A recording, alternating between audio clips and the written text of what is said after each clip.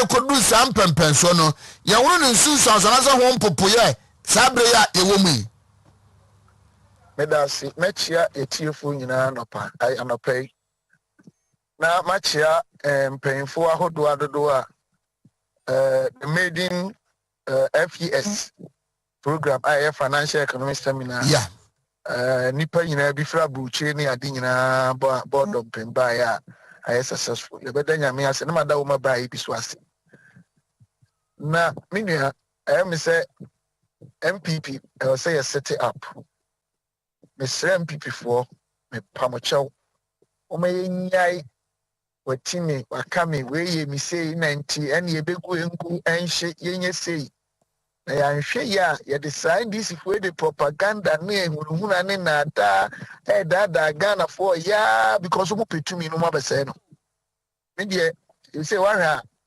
na try say me dwo kakra fi say your party no say baby anema nam no ya nhwe ya ye bekeka e ho titi e ho saa na e ko opposition yanka sema sabe onumunyamfo papa botwe kwasi botwe kai sabi o kakane mpanyimfo de obeka bibi no na ho eniema adansidi ni ade eda ho ne mfato ho ne ade no owi kura ntimi nyina anyia no ba we de omu nyina ayo madwen se sabi wi ase ohawaba na ahokyere aba ohawaba na ahokyere aba enti no omu gina so Mama can sama any dear woman who live across for as if say I do miracle or send you ye cool.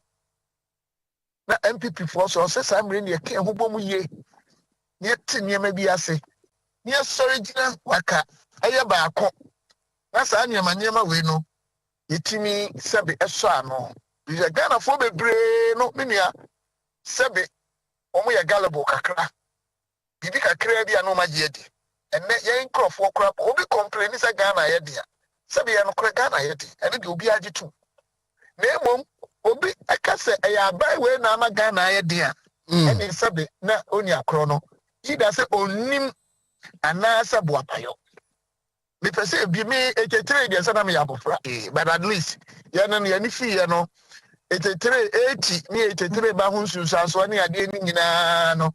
Sabi ya kenkan wo yenim ho niema wo ho nim de kakra ye din kan etetere na ye ni kemma men ka bia mamuo eti the economic situation or the socio-economic situations cannot be compared eti papa ne kasa nwanwa especially free obi te se onimonyamfo kwati botwe a waben yenka no kra nye we nti obi be kasa onim de sabi me ameka sa nya me yonko no experience wo mo wani nyuma pa wo be ye better than amanyesem tie fe bi intellectual dishonesty ne bia amanyesem ti no kasa esanya amanyesem ono anim say soja ban any ohawa na oman we wom from late 70s any 80s early 80s ba pemra nyame ya adoma world no enya no credit biara da me atosim yenu you cannot even compare today's infrastructure with or to the infrastructure then I cannot correct.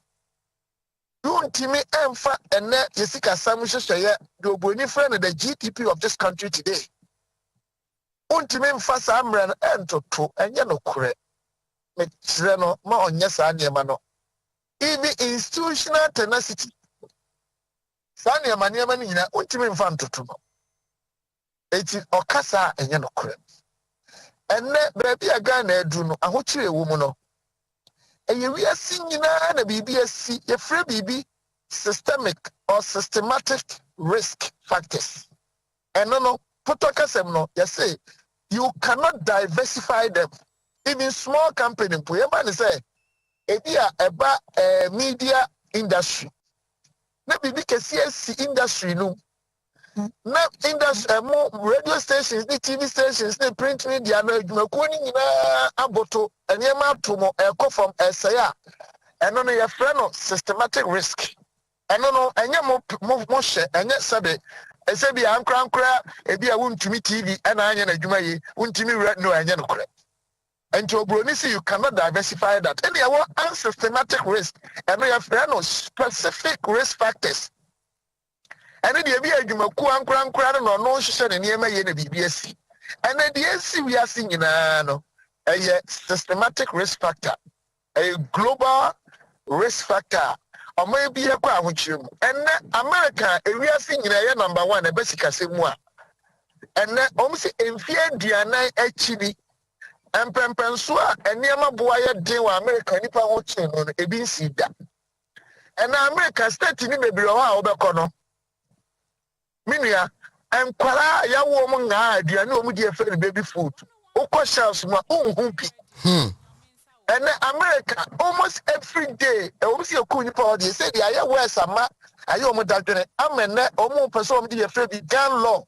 Enti sanka Ghana MPP NDC nyina koma dwene bom som de sambra na eba ene fertilizer ukọ America be gum yekua papa ene fertilizer ya asema mo enti se me papa animonyamfo asabi no obuo kese ma no menkasa nanim sabi nyame yonko no se o ka bibia omuma omman no eni omanum kan. I think we need to begin to realize one thing, and that is without all of us understanding the fact that this country is our common property and that we need to begin to change our ways of doing politics and try to focus on issues of national concern and society interest. No, boss, on my uncle baby. It's me the kakra meka and futu kakra me debema and it's a mess reminiano and this is when you papa no say and now say BBSC ama osona to form from maybe about osona to form na nkyere say in any case na kura niam bebre nti sa na do ma ye na niam bebre wa even nya ho kire ya na ya ohiani ba fa ba school free no e de say na nti tetere me boa ene okonkan e ba kumasi a ensa won kopre apedwa ko en check adwuma aban we aye what the case is was a be a coffee media.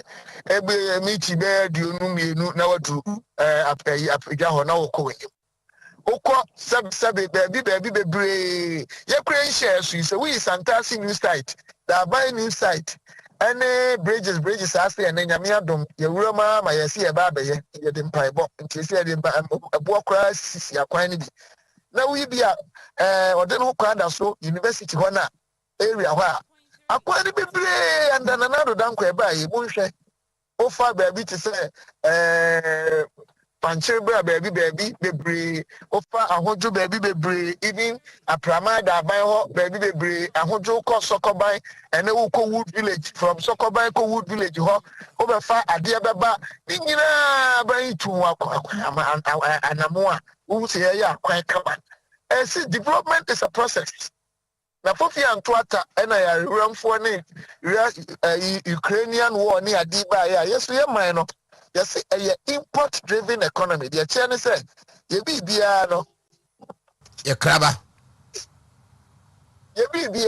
sabe obi dwaso e man so ne ye fafiri enti se bibi tu o ma na ye nso ato ye ena na ma ye ho kire na meti papa no so ase wo kwan mi so say ye wo issues bi a obi a raise a etia ban we a madwiri mu no nyese wa ye bone na say issues no issues ye nne yasem se na na do dan kwanko na de baaye ana mahama nko na de baaye ana akofo nko na de baaye problems of my way efimfie be say aduasa ne aduanan eba aduonu ba no ya nhihye ne me bi ye ama sabe abaye ohawa to yeso na nyina no haye eno de ye ka ye nka die they address sa ne ma no in the right context they put solutions to them.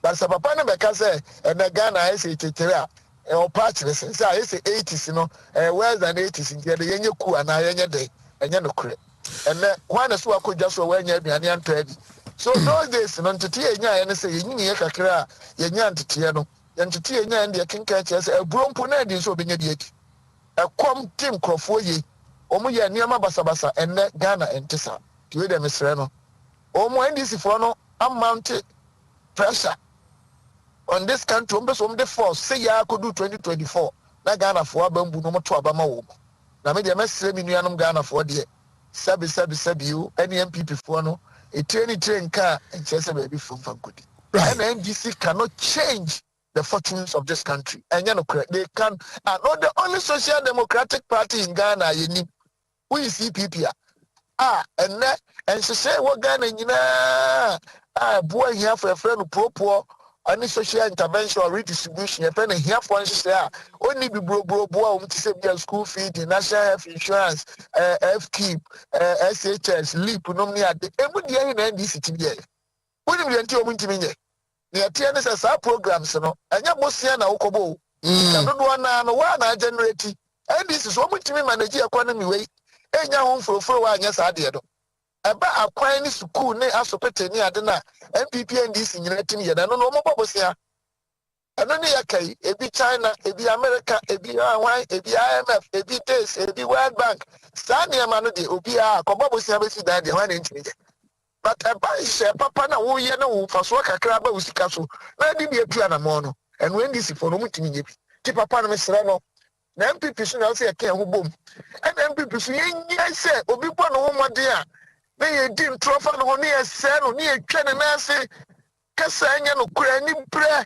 me ma ne nkɔyɛ bi mɛma wɔayɛ bi wɔyɛ tu no ɔpɛ kasa wɔayɛ no so animadeɛ ɛnam sɛ ɔno na ɛyɛ ɛno yɛnya ne nyinaa ewiase nyame bɔɔyɛ no sɛbe obi biara mpa sɛbe omsraka yɛbu na bomfia no obi bi kɛse obɛtumi ayɛ a ɛbɛyɛ mmoa ma ɔman obi ɔnkɔ school bɛtumi ayɛ biribi papa obi ɔkɔ school bɛtumi ayɛ bi obiara wɔ ne baabi a papa woti ɛna wode me kɔtena hɔ despite me doctor me wɔ nyina metena me ntimi nyɛ wonim di a wɔ hɔ de kyerɛ me nti yɛnti ɛho ase ne yɛnka ɛho mmom as a party as a government ɛnyɛ obiara na nanado bɛtumi ama no position one day ɛdeɛ nokorɛ na mmom yɛnya ɔdɔ bi nka ɛho mmom ne yɛmfa nokware na yɛho no yɛnya yɛmayɛhwɛ yɛbɛsaa no wɔɛnyɛ sɛ committee kora yɛnyi wɔafirim yɛma wɔɛnkɔyɛ yɛma wɔɛnya ɛmmoayɛ sɛ yɛanyɛ saa deɛ a wɔkyena yɛbɛsa kɔ opposition right deɛ kakra mɛka no Doc medase no pɛi He's a member of Parliament for Inshaiso constituency and a member of the Finance Committee in Parliament, Dr. Stephen Amoa.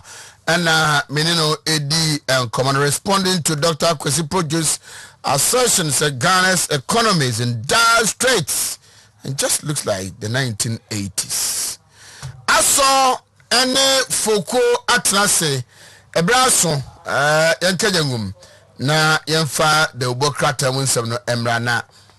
Anope ade a couple ye no sesem se me hwese bia next week mon ben me hye contest ama Foucault ne couple ma wo couple so rapport kakra tino Foucault ne couple na ma he rap contest na omiru no freestyle o matesi ma ana Foucault beto adi anopa wontie no dabio wontie no saa okay ka dem ba ne rapport kakra ntino ani habede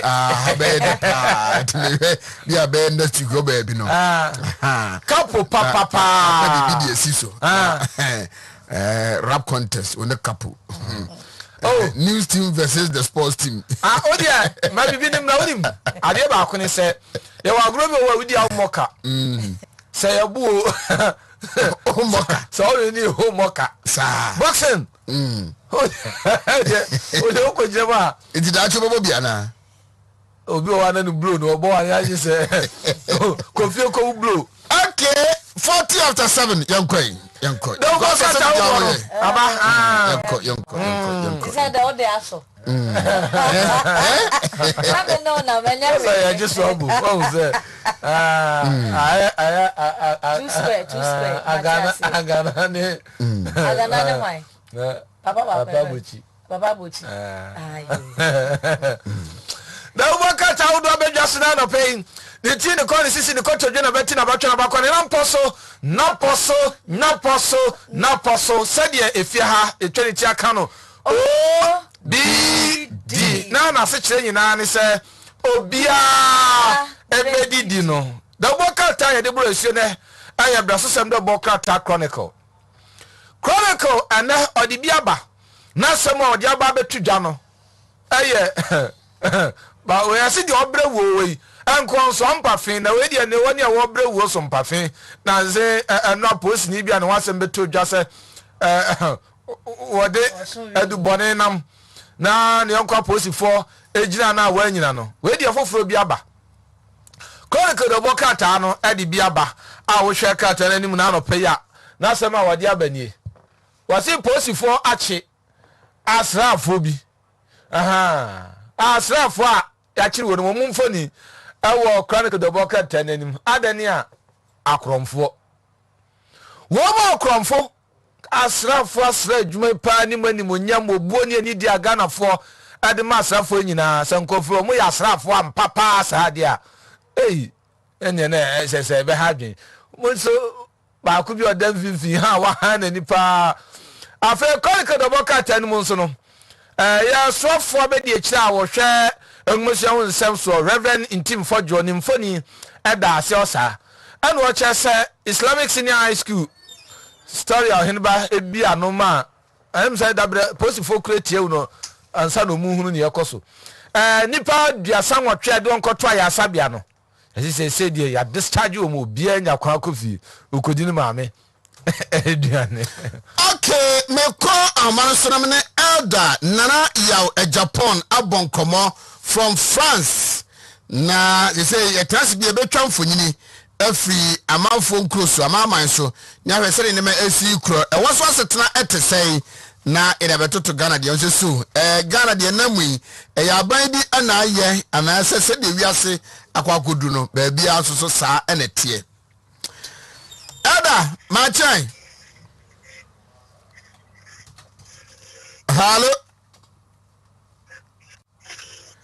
Hello, good morning. Okay, me bacha mo mehwe connection no emame na before say line no ebe tutum no boss ba betima boa me a yenhwe video we just about 1 minute ye wi na my call lines ne so na me no akodi enkomo. It's a video he sent from France na o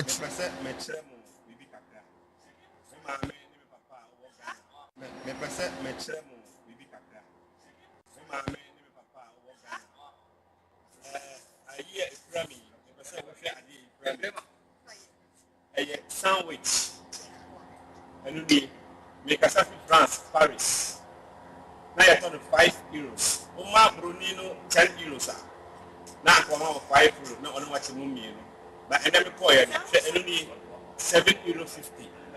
Then €2.50 na I then atos. Now this I'm saying, me juma me ya tu mi pay mo ana.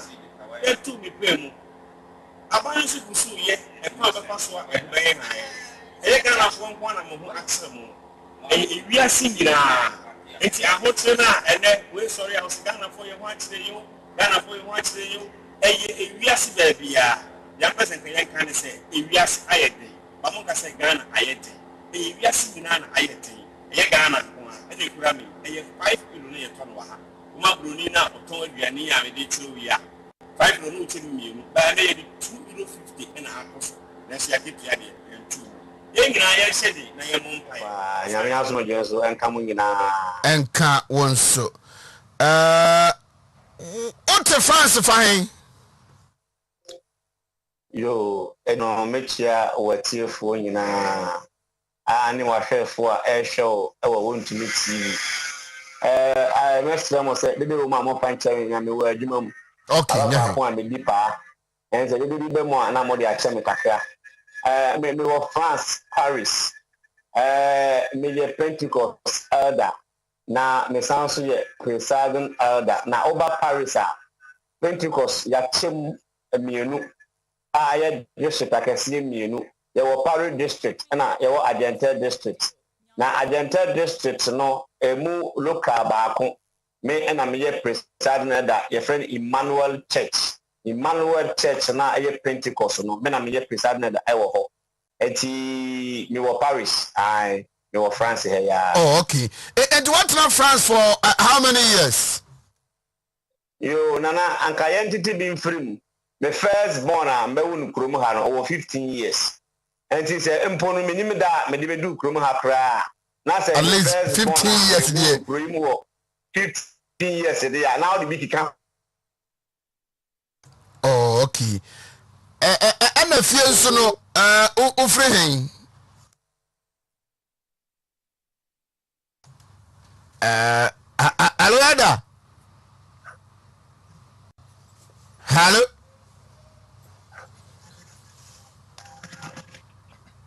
Hello, Ada Japan.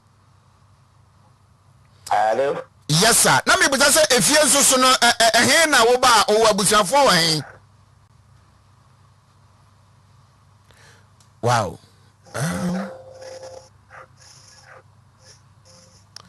Wow. Hello. Na omusu me ye hello mo ma me headphone no connection na ma me. Anyway, you better now say you're back on the line. You're to us, man. Yo, Yanko Chronicle the Boca Temu, na Yantua and Samso. Said your Chronicle the Boca Tano, na Ebaman Yachenano. Anna, what you say? 56% of Ghanaian youth, Ghana for a Mabuno.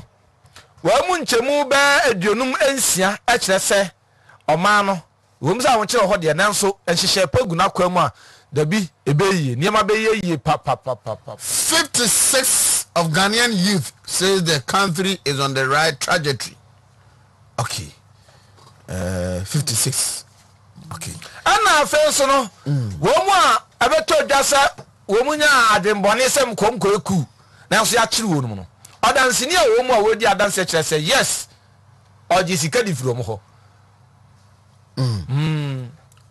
investigator no wasi yes oji sika di from ho e bia no de adanse di odi ye nyina so enti no wasem no yes I took monies from cook plotters. All right. CSOs no. CSOs no. Women so civil society organizations no. Omani ajaban you start or diaba no pass anti civil society organizations are. Oh my God, and you actually say, hey, man, penisha or diabe. Hey, with the correct, just say a direct, just say a future planner, a mobile future. Ghana mabunu future. Okay, yantos on a pen. Met me you short videos. What is happening in the Western world? I'm on phone close no. You be short videos. Nibi ane de twam fu nyinacho mo. Nia ekoso. Nia de beto to de ekoso so e Ghana. Ti dem yemfa de bokrata no tos. Yanko daily statement de bokrata mu anope ye na yentoa so enfan free o.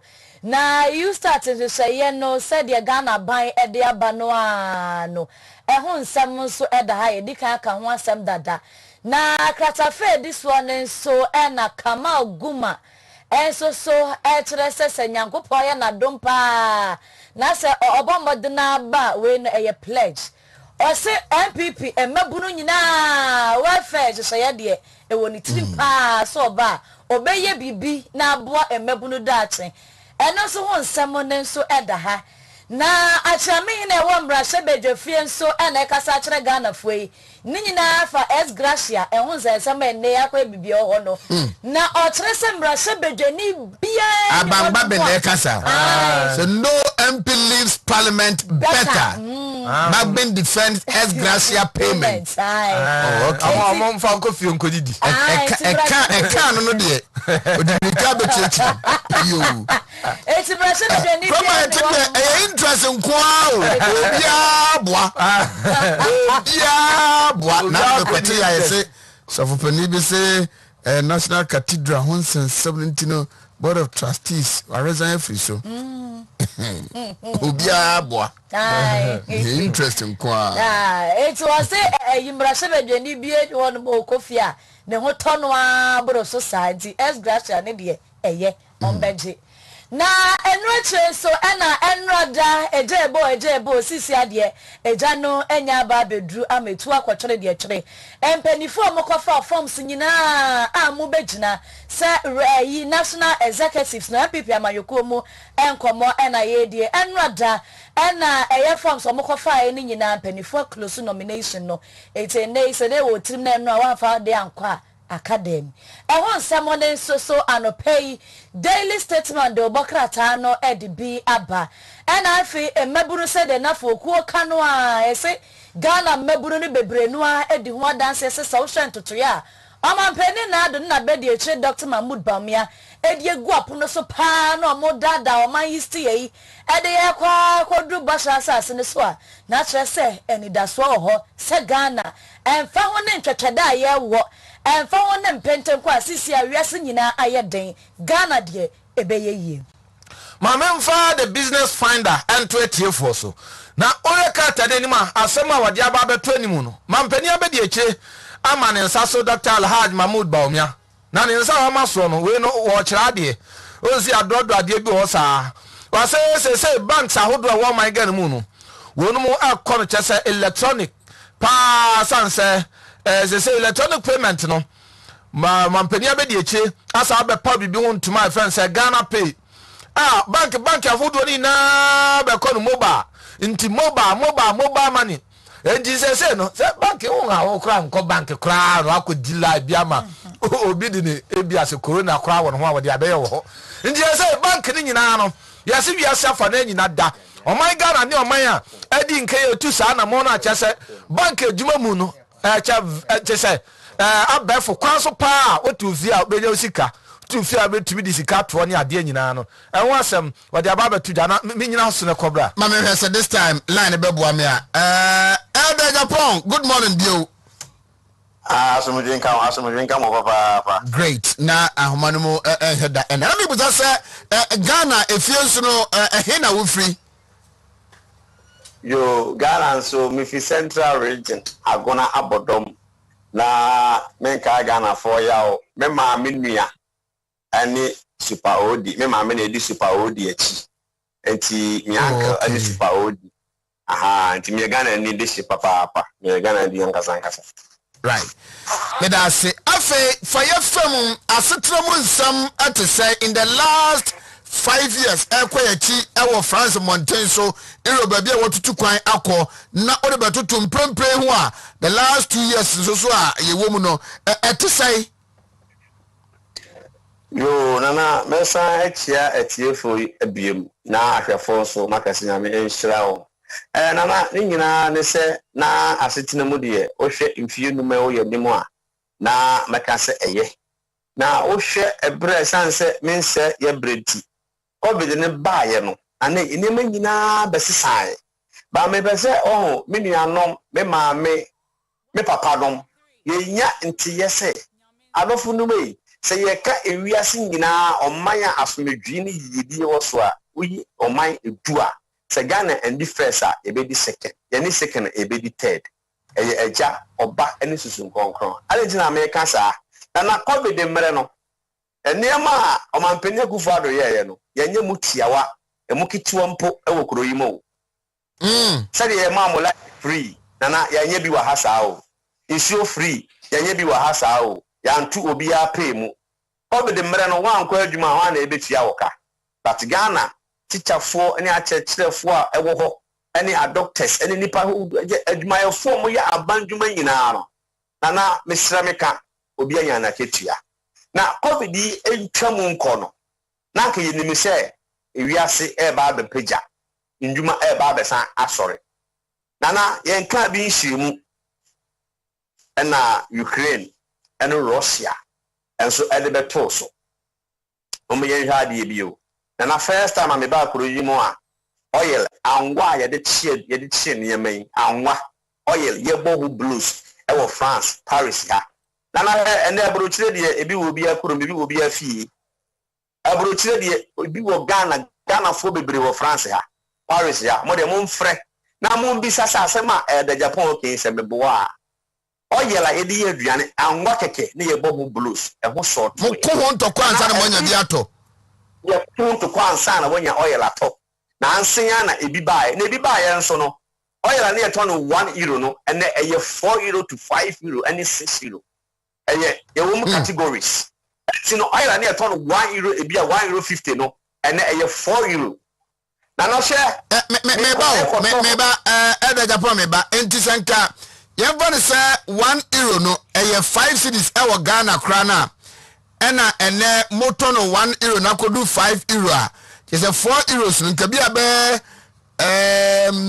20 cedis ena abeka ho me na me ka kiro wow me na me ka kiro na ntwinam 1 kilo me pa mo to Ghana po mu ntie ni ye me nye politics me ye Kristo ni me ye politics enye na me pese wo ho ye hu ba bia yidina na ntwinam 1 kilo me say me ye thickness the whole France Pentecost man nyina no me yere na ye won secretary or the Madam Japan Wokoto nantwinam abaye banku ama mema adi. Nantwinam a ye tono 1 kilo na eye 1 kilo no eye €4.50. Babato muntie ni yi €4.50. Nana okoye no eye €11.50. Yan check it abeka ho. €7 and ababeka ho. Me pacho sa pepepe. De tu wo kruma no.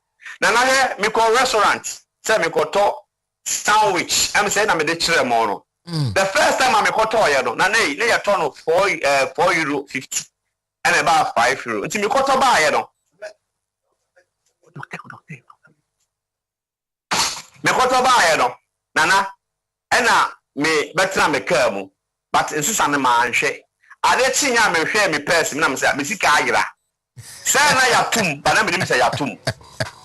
Ade e to no €4.50 no. Me ko to ba ye no ye ma me €2.50 insisa me ma ne €10. Enti the second day I san call ye no and I me who say na o ma ye dey o ma tum. Enti me ma brode no €5-10 no and o ma me balance €2.50. Na me say say na ade ya me beto ye eye sandwich ya tum. And I say yatum. Nana and de krom ha bibia ni wa ye ntu mo hwe petrol de me nko. O ye me nko ze me hwe kura. Mo petrol won some to say then utilities. Light bill, water bill and also to say bibia ya tu bibia mo krom ha. Nana krom ha e den poten Ghana. Krom mu e den sin Ghana. Me pese uma o Ghana 40 say. Enye aban ne 40. Na won say do baby ne Ghana yedene esan cheap politics e binimo yenti. Ya say o man ni ma yeden, o man ni ma yeden yanka say ewiase gina yeden. Enti Ghana nso yentua na mo a se ya ho kire ya ye wo mu yi. Ye benya baabi ye de ye na yes. Na mom no say ye ma anya amanyefo no ebeka ebeda ye sense wo mo pe aban mo abanti. Na Ghana yeden o, Ghana yeden wanya obekoko ye bibia eni say wo ye. Esan say yes Ghana yeden dabi.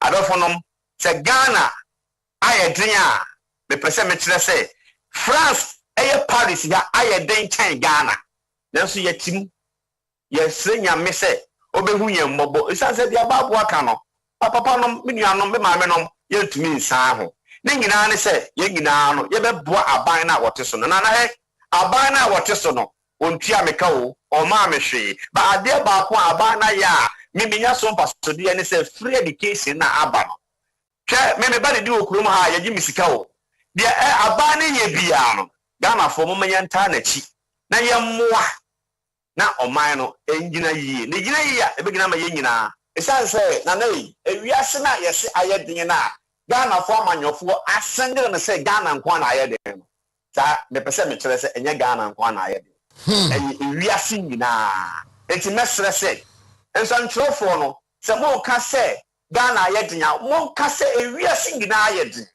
ama Ghana nso ye ka ho but mo sengero no enka ne dindindin ya so ho eye oman no ye koye ni mo Ghana ko na nim papa se kro was e wo so pa no minim so wi Ghana obinya ko enti ma memmusa sa enka ne se na wotimi de sika anase enema bafie ebebo abusuafo no ene wotimi ye no so sa dabi nana me won niama aye me garage ma shipment keke shipment ade a me de ba ebia nka Ghana no metua ebia €100 no ena metua €500 ehu ni paso se me de beba ni nyina gu ha eno na ya Ghana ha na yatom na se eho no nso no yatom wo eye shipment no nana eye shipment no container wo mudi ne magum no container wo mutia me pese Ghana fo tie ni yie pa eye 3200 na eko 8000 Ghana fo yefo Ghana fo yentie yie pa enne ne maboa de o Ghana no every Ghana wo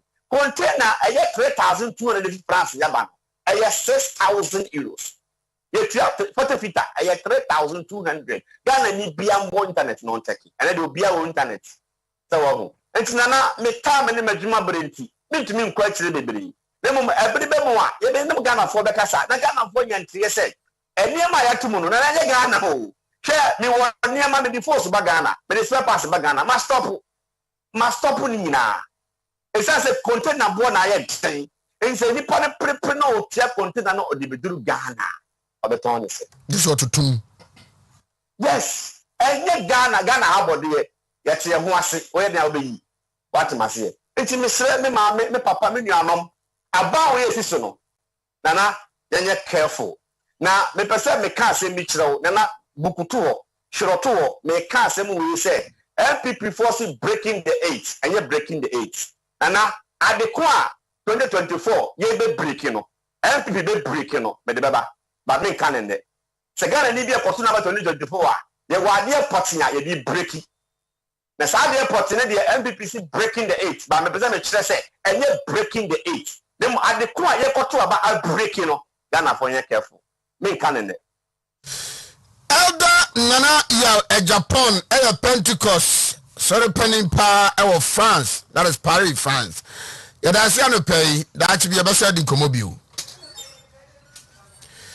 Okay, and no asem and this is what we are going to do. Me ba chow your WhatsApp line no into mo ntwamre me 059 1779779 ntwamre me yen.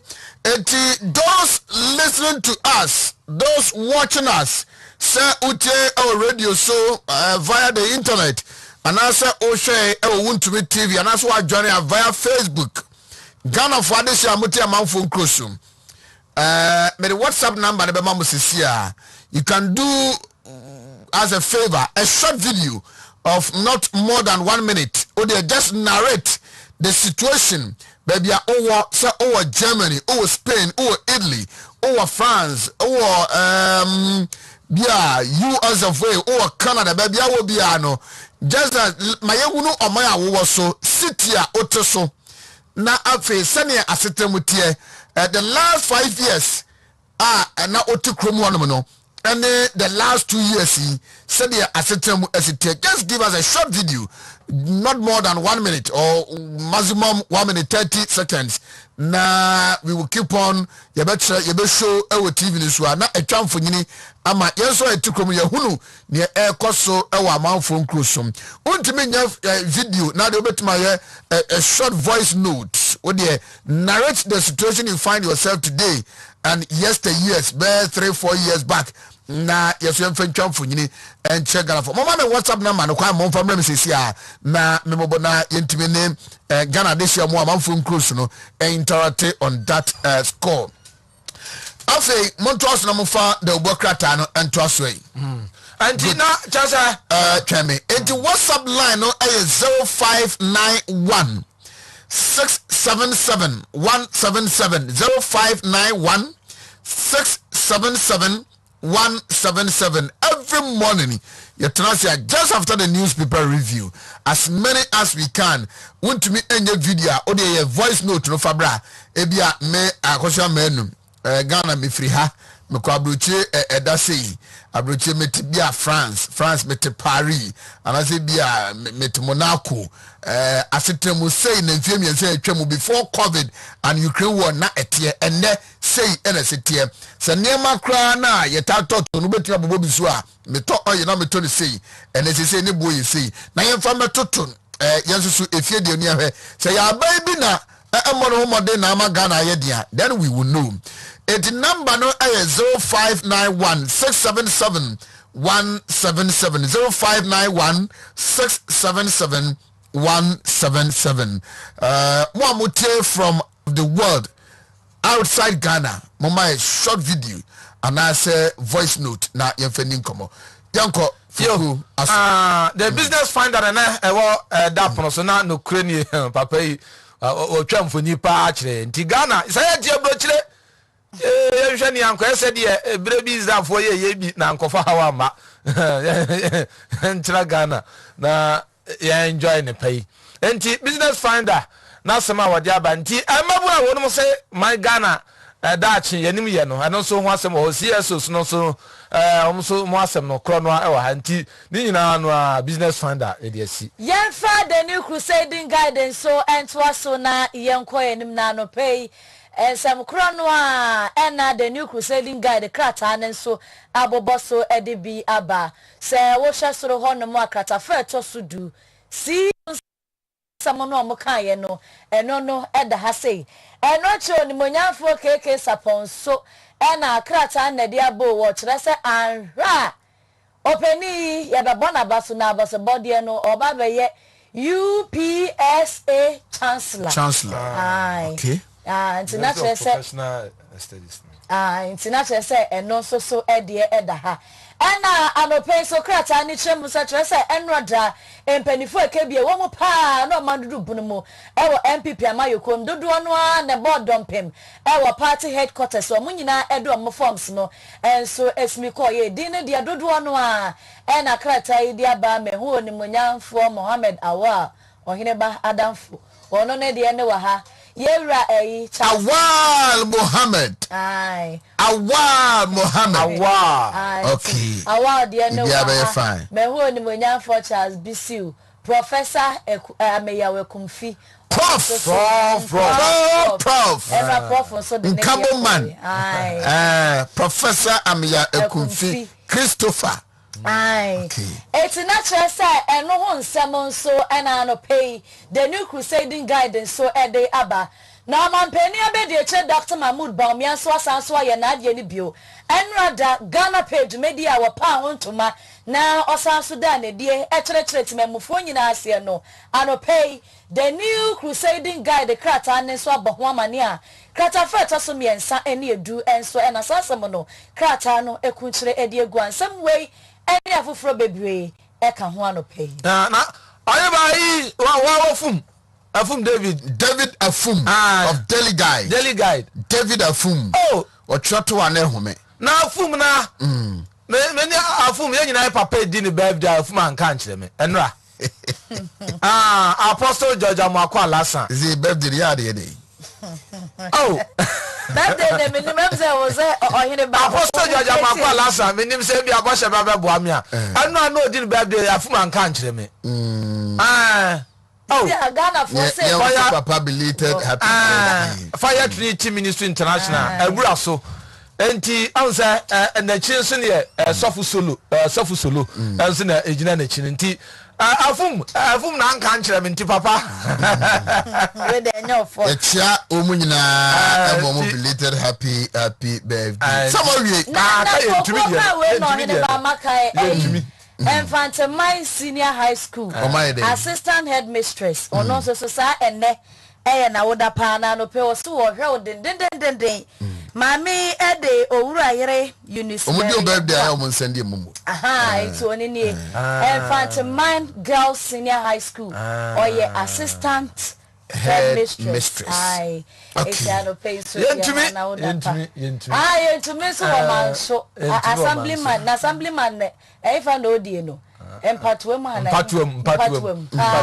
yentumi and then birthday all right madam I say Boshaba I think I gave you some 2 videos obetumi ama mahwa na mewi amen. The United Nations released this report. It said there were 107 economies that face at least one of the 3 risks. Number 1, rising food prices. Number 2, rising energy prices. And 3, tougher financial conditions. 107 countries face these risks. Together, they represent 1.7 billion people. That's more than 1/5 of humanity. There are 69 countries that face all the 3 risks: food, energy, finance, all 3. 69 countries could go the Sri Lanka way. 25 in Africa, 25 in the Asia Pacific, and 19 in Latin America. Which countries are these? We'll start with Egypt, the land of pharaohs. It is in the throes of a financial crisis. Egypt is the world's largest importer of wheat. Russia and Ukraine were its top suppliers. As they fight now, the supplies are running out. Last month, Egypt said that its wheat reserves will not last more than 3 months.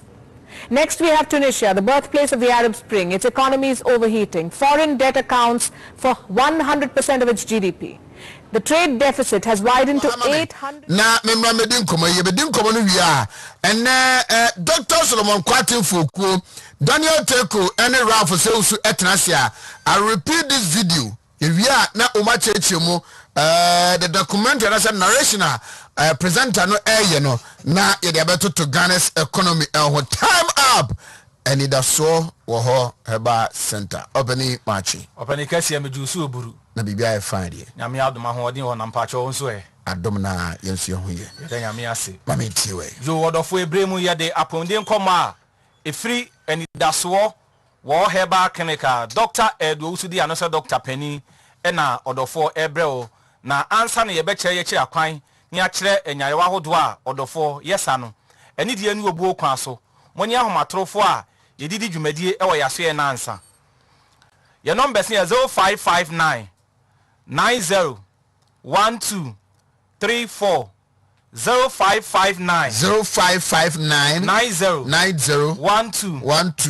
12 34 and half is 0540 86 42 32 0540 86 42 32 Order for winning numbers are and it does so war herbal clinic or for the adwumadie Kumasi Asante Mantem your patase opposite brother man Kwadaso Estate Road or for Kumasi Patase yawo Abrosa Fitem enkra pumpuni mantem yawo Tabora Alaji Walako Junction dambai asuani bi o techiman so ubehu yawo Media Road ena go so ubehu enidaso wo herbal clinic ewo new station obi busa doctor maso ye wonyarewa hodo be na mosa odofo ani die kwan so yesa enyarewa hodo bebre na die di mu ntintiman ana die di makotene eye ni yare en yan say glaucoma say cataract say brain vision ana say eye eye pressure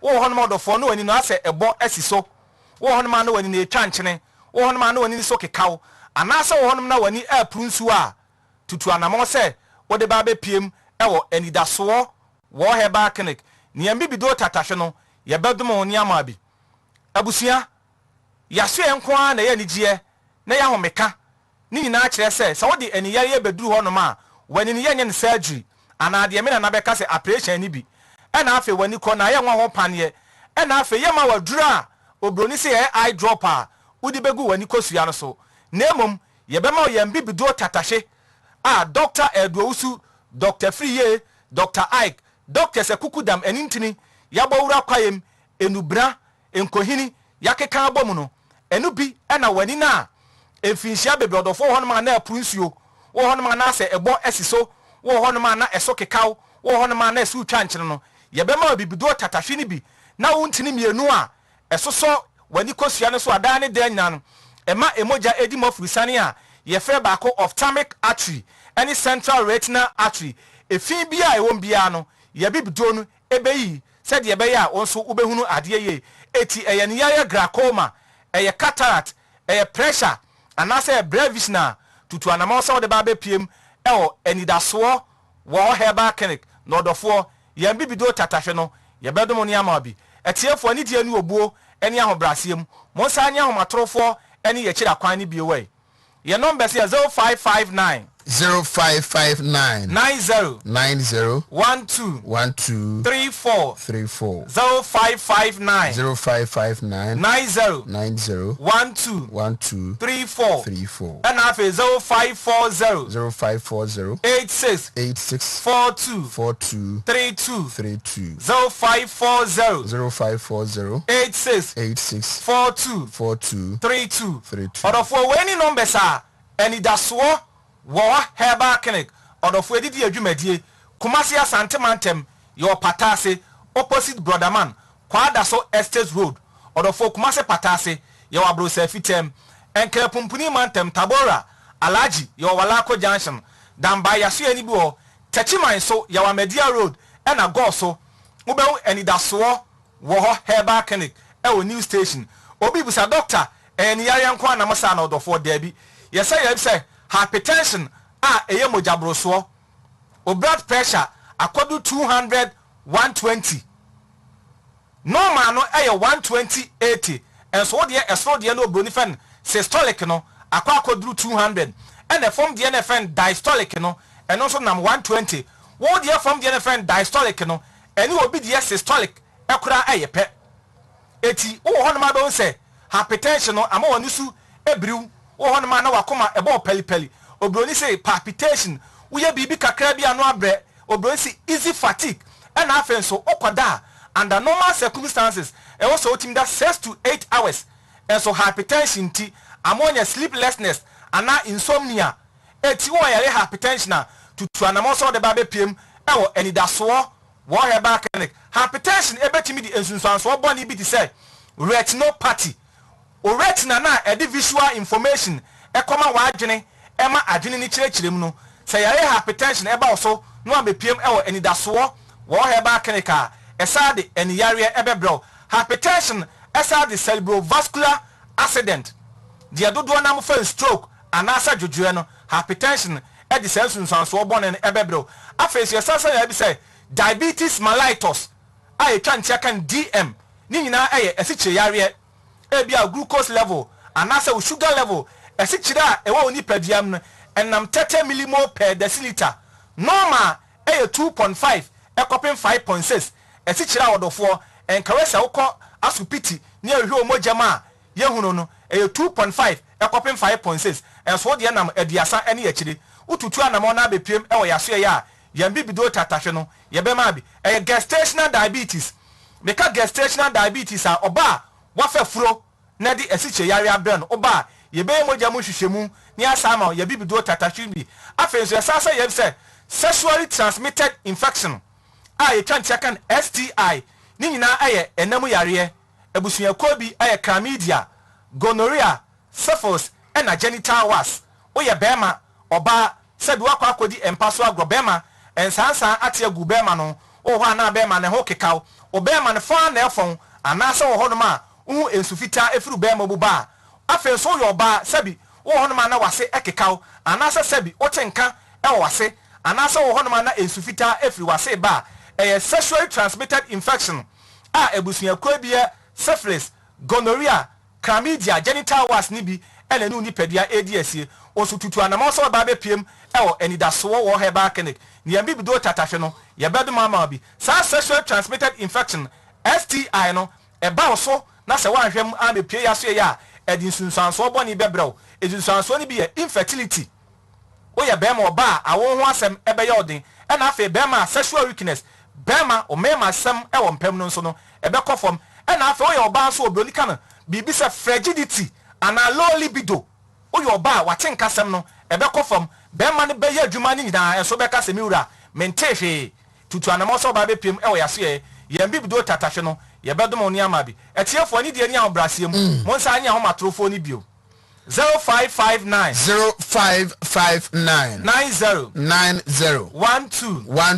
12 and afi 0540 86 42 32 Odo for wa hwe untumi akasamfoni no mekire TV no ye ntete phone number no eguso eni die obuo eni ahobrasiem nya abotere chok bidie ana chrodua bia benya bia no to obo asena chro ye number no egu untumi akasa fidie no so na yare dom bia enu ni padua ADS no se firi utiri so ekopem nas no fra doctor for ekukudam eni nte na bepiem ewo yase afa yesasa yob se osa eye ayemkuro ulcer ne baby da bia abdominal ulcer duodenal ulcer esophageal ulcer gastric ulcer baby ulcer ne da bia woni padua bia no wo be pie ma ye be moja mu hwehwemu na afa ye mbibido tatahwe ne adom ne ama bi na afa se o ahotutuo bia ewo so eye osteoporosis osteoarthritis myalgia arthritis any sciatica omo papa pani no ebia ho no ma okon na ye oya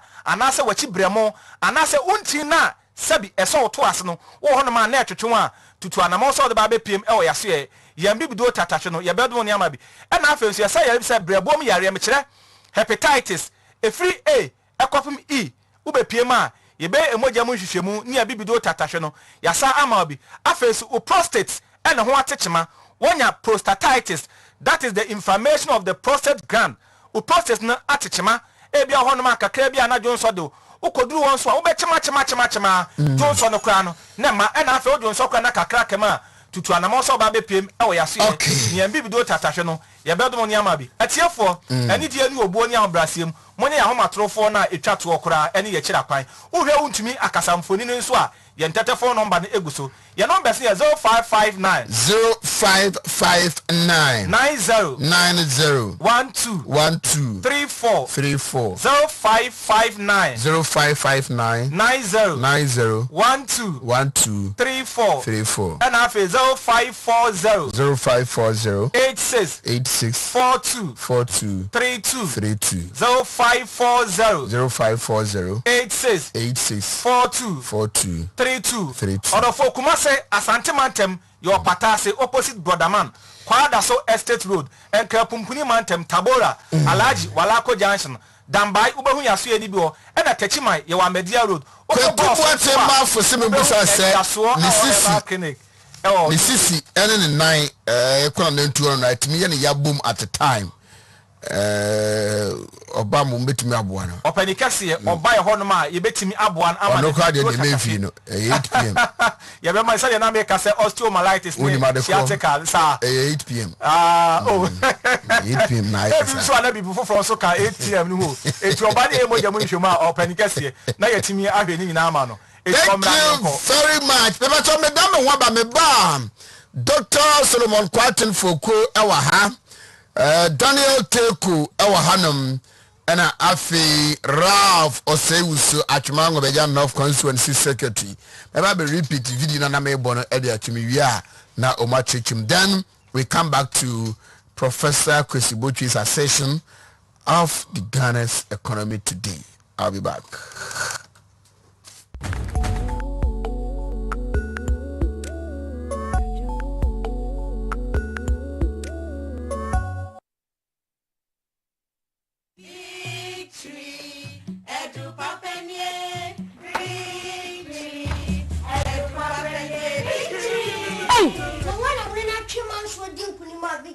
Victory, sir. So you're real nuts, no, your swatch say. You know, victory garlic mixture, no. You're going Hey, and the victory garlic mixture. Let me join the celebration. Victory, Edu Papa, victory. Menu. Number gentlemen ndi me mo afrosane ye.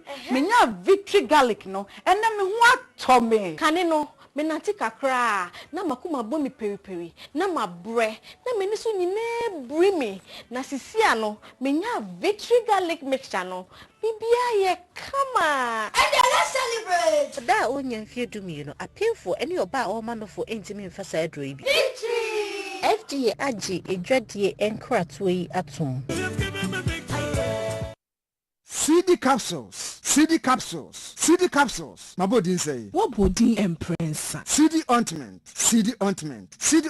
And also what brand CD emprensa? Mo se wo pe immune support. Pa. Se do nipa kwa no be wa adwuma se de sa. Simple. Kope CD capsules. Enyarewa mo bo rough. Ye nim so anante ana wa adwuma kakra bi no abra ye so week bia. Enya me ha pa no. Enya what CD capsules nkan. Wo ya so am de kope bia. Wo house wo twa. Ena CD ointment. Eye do tatahwe ada obenya ho no. Ko CD Herbal Center ya. Wo ye CD ointment ni CD capsules no. E wo la shibi Saram Sport. Ya e Ben 19 Johnson. Na ko tie se general body pains. Nya no ko todwe eye no ya. Na e ko na poso honam ya. CD ointment. Enti few days shim e ko ya wonum di CD capsules. Shim e ko wonum CD capsules no. Na wo di CD ointment so e massage. Na menya ni nyina bi wo he. Pharmacies, chemical and herbal shops. Dudwa for 050 5767 425 and 0209 682836. A pin for a batter or more manu for an kwadawo ni fiedu mienu nka ho. FDA ahwehwe sa edwadi nkra to mu agyatom seye.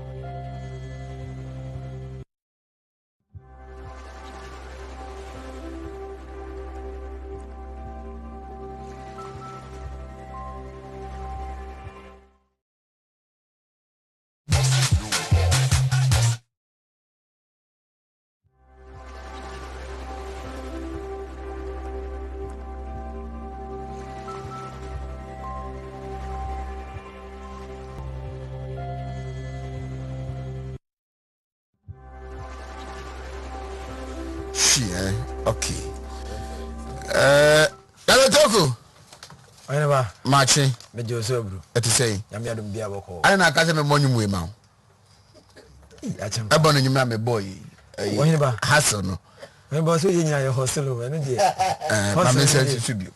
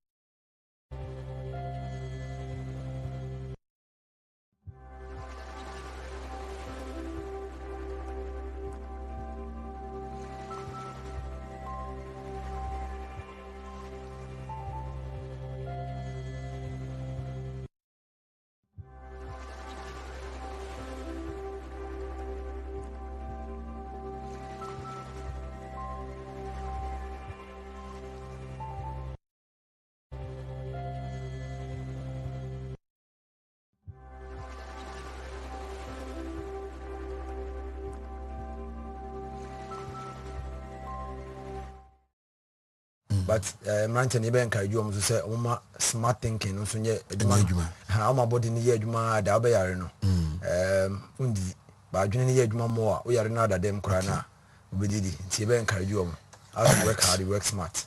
That's it. Chairman Edmond upon Pepra matching. Yeah, anyway. Apum. The radio domne a hotel from Piebo. And then Uncle Pansy. Nam cause what is mark where your campaign. You jam and after the reducing. You jam. That's what the matrix are. Ampa. I grow no any easy. I de ke to akra. Wo bre. Hey. Enya de ke to a. Emo ma eraditi ase. Nti yenim se enkunumdie ebeba mai. And I'm very happy say Mranti team no aba full squad. Team ma omoboa e ma me movement no pejai e ma chairman e win the same team in here. Enti no many omo eti hidiem. And na in fact I mean I was supposed to go somewhere but me team no e ba no nam ka say debi. This team is too strong to miss. I have to be among the midst of this team. And unti ma me ba na no penti no team we e share ma ba be ka omo no de victory no eba. Okay. Dr. Solomon Kwatin Fuku matching. Pacha me just boss. Oh yeah. Pacha yami adaroma. Oh okay. I was your friend na hoe. Adom. Academic patriot. Oh yeah. We be also be team no hunti. Aba to team dey omo yeah so no so be the same thing.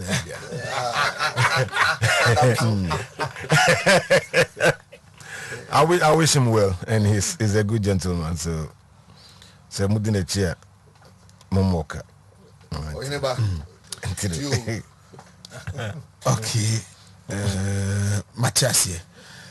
Mamemko ex Reverend Father Honum. Ralph Oseusi. He's now prospecting to become a Christian. They were tremble hokra. So the second coming of Ralph. Major Suvini and Apum. Yamia Dumboko, the source of way. The Bia Boko. Out Dodgia. Now Oja. Medoji. Medoji, that be. Atrumango be just south. North. Atrumango be just north. My appointment in the money. Abra, international, so what did the pattern about what to about? David, Emassa. On say, and Cranny say, Tema, and who here say, baby, I had drew. Yapim. This say, Regine Bemun. Moko Pimway. Yapim. Ade. Sir, we couldn't reach a consensus. And by convention, if you're unable to reach consensus, you vote. And now we see or no the vote to the own peninsula and peninsula. And the next option is to invite Wanna say the regional executive. vote to the own person, the own person. I will inform you. Until we were waiting. We were waiting for region. And our council they are saving face. We were waiting for the region to come in. Why does one penny vote? Region and break with regional elections. Uh-huh. And it is a year regional elections in a day. Tomobaya and Sanya Kuto National. Many lawyer Dinkomo and Ramani Jiman Su Dinkomo. The best available option is Sir Region B Obiaba. No Abe Super Vice. Now ye 7 now I can. Because I'm assuring you. Latest by next week. Latest by next week. Yeah. And then next or weekend. early next week or mid next week. And son I'm no be share next week. Thursday. A week today. Now something positive and I may be can show. Inti me hwe ni mo se mpemfo am no modi nkomo mbetu anamo na ehia no. Se de be ya. Kwabna enye nkwa na ha wo. Me manfo ene me kromfo moto abama me. Nse me matwema ho ne de Nwabeja North South kwa ngoma mponua e ho bibia ho hia me. Me so raf no. Ha me pa. It's one of the tester. Me bar officer ma face ya. I did but it was a month. And I'm when you pampo appoint you. Oh, Kwabena, unim your system, and I'm a non son the wo. You know the men, but you see, Kwabena no crepa no crep. It has been admitted, me say, and society.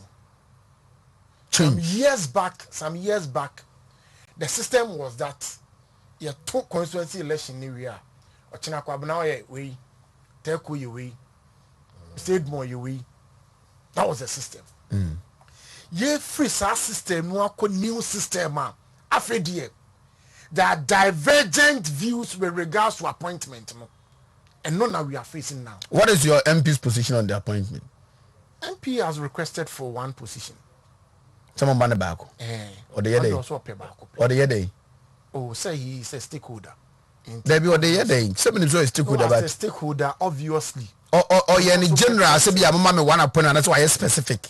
Oh, why specific? Say up at the Or per research officer. And I'm reason to no pay. Yeah, or my reason. Or say now mon family going into this election, he will need research. Mon family. No, as a policy. New elected officers. Your policy say. Obi ana oka old executives our call contest and when we know we are not bringing you on board again. Are they more free party? No, it was your policy.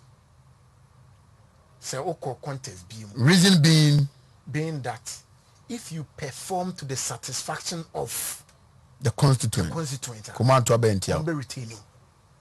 Okay, that's your opinion. Okay, that decision. So honorable MP requested one, and on nominate will be our contest here. Why?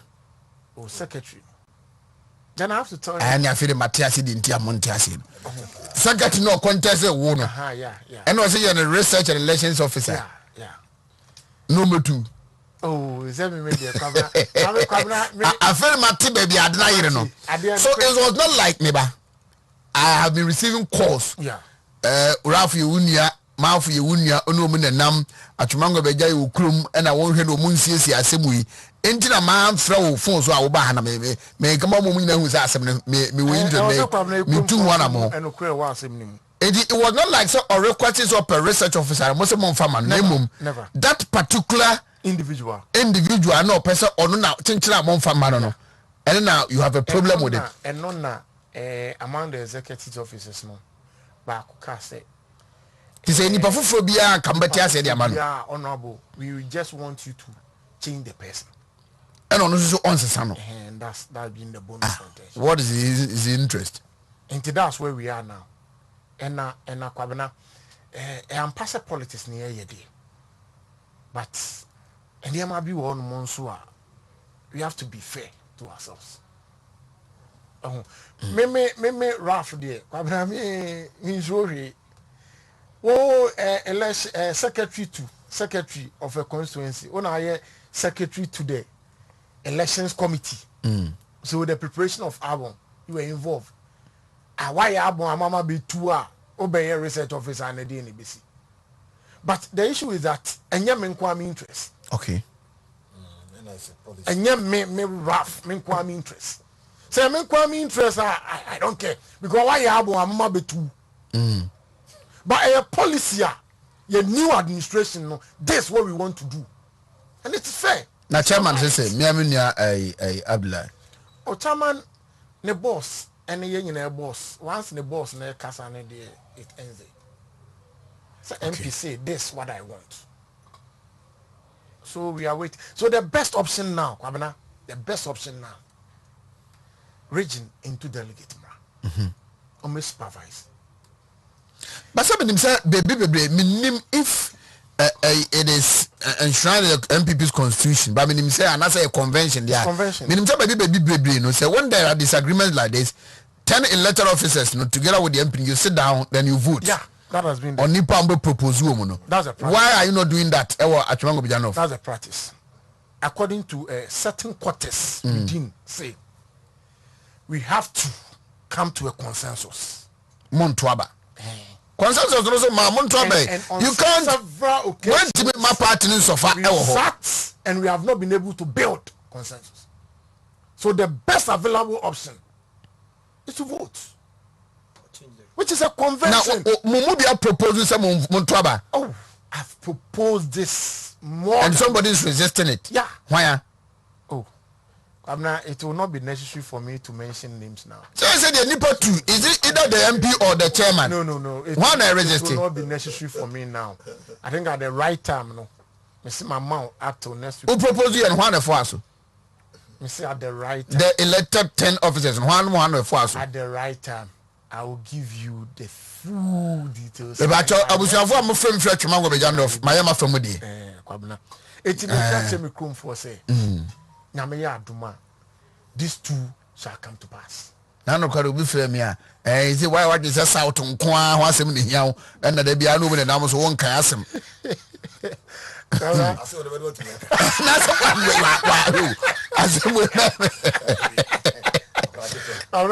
These two shall come to pass. and yeah, that's amount. That's it. Dr. Foucault. Both. Where I have some idea. And you have some idea. Personal interest no overrided the interest of the political party. And so far as we are concerned, nobody is bigger than the elephant. In the interest of MPP. Now, no offer honorable Benito Zubio of a chairman to pay. Onoka Matessa was say Uncle Bio. And you know, say Uncle Bio, research officer on the other day. So Uncle Bio, not just on paper. On paper, anyway, that is also another. He wants the party, maybe. He wants the party. But most of the times, what is MPB and Yabra research and elections officer one? Now prepare for the primaries. But also Matessa was Uncle Bio. A holiday. So the mission holiday. You know, you come up now, me quite referee. Open. When you go answer the referee, I say, okay, better bow. So we wish almost resolve. And I don't know the spirit behind appointed. No say more appointed will be no. I say whatever. See two abana ni mo yini pattern 10 and 9 10. Next money 7 ka hona. 7 no mo si mun you know. You have to take a lot of this into consideration. One, some honey baby heterogeneous tribal issues or crown a beyond per se muye a man is satisfied or no. 2, specific people be another knowledge be a money expertise business skills be a muhia mutimi ko hem ko you be free over say we the accounts in boy very good into omra meyewe na amakwan amoyi na balance na yi. It is some crowns to swap balance for kind the wisdom of chairman ne penny for money part time.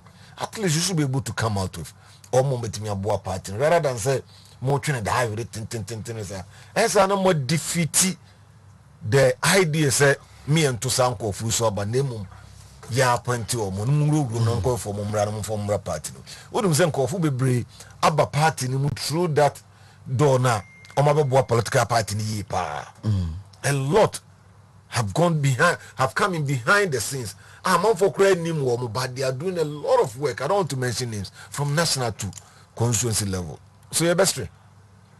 I think that Chaba add their voice to this. Why? I mean, in fact, yeah, important to say. I mean, appointee be Ebeka Hono and say, Obi Ohonoma or a very good like you.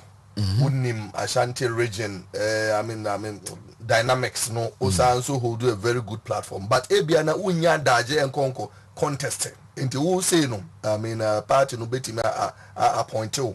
No about count executive now the war. In fact, yeah, constituency election. You know, I was approached, but me can set there. Very good. So, and you know, I mean, almost no. And yeah, quite election no.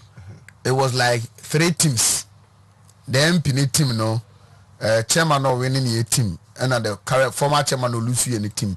Everybody wanted me on board, but I told them say. I can serve in other capacity than being appointed. And you know that is a rational. And you be an obinya daja babe contest. Ubu ha daje any home and ubu the idea. And you almost are now to Nsa Afreno. And I wanted to sit back about the count. But often no and obia or no what contest. Obia announce only a chrono the post ni be that Obia and him only a chrono capability. Whatever he can do no run the last period. I mean and I know they as much as possible no young pep fresh blood. Obia I mean fresh ideas.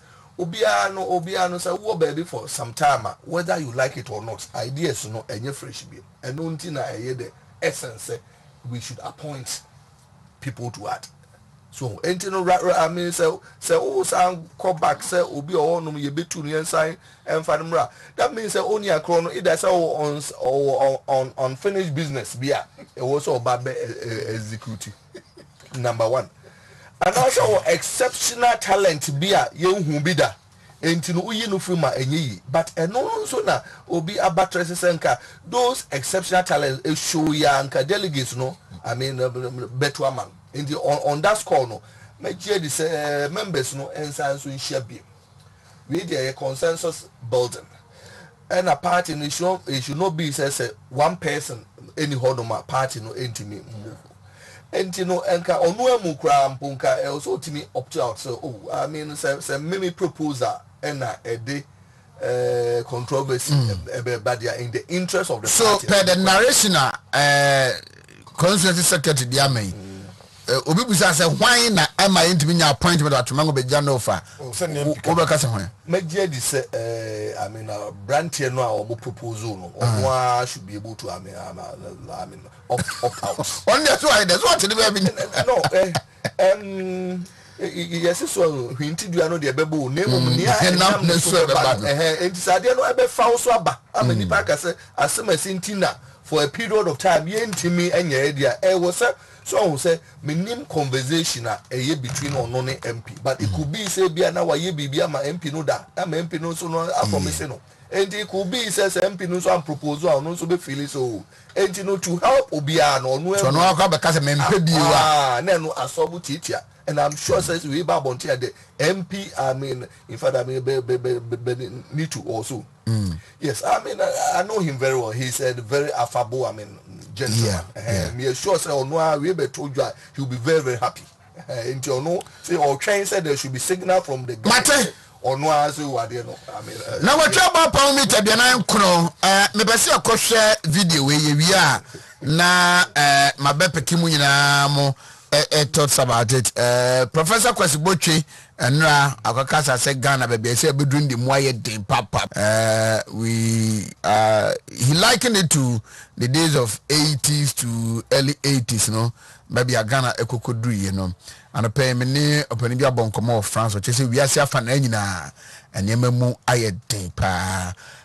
Yanko he video we bosh about boamia na area yaba abedi enkoma ewe nyina.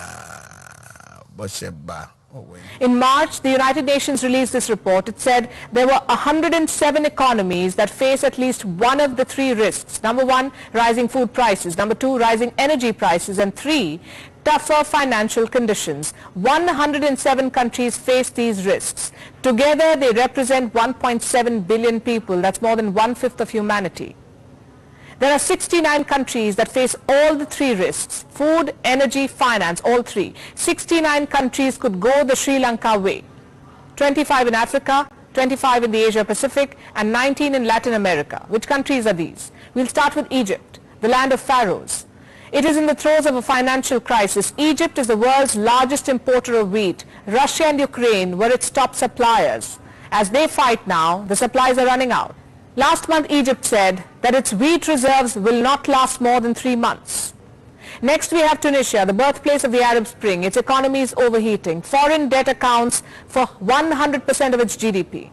The trade deficit has widened to $800 million. Inflation stands at 7%. Fuel prices at record highs. Experts say Tunisia could soon face civil unrest. The same warning has been issued for Lebanon, the Switzerland of West Asia.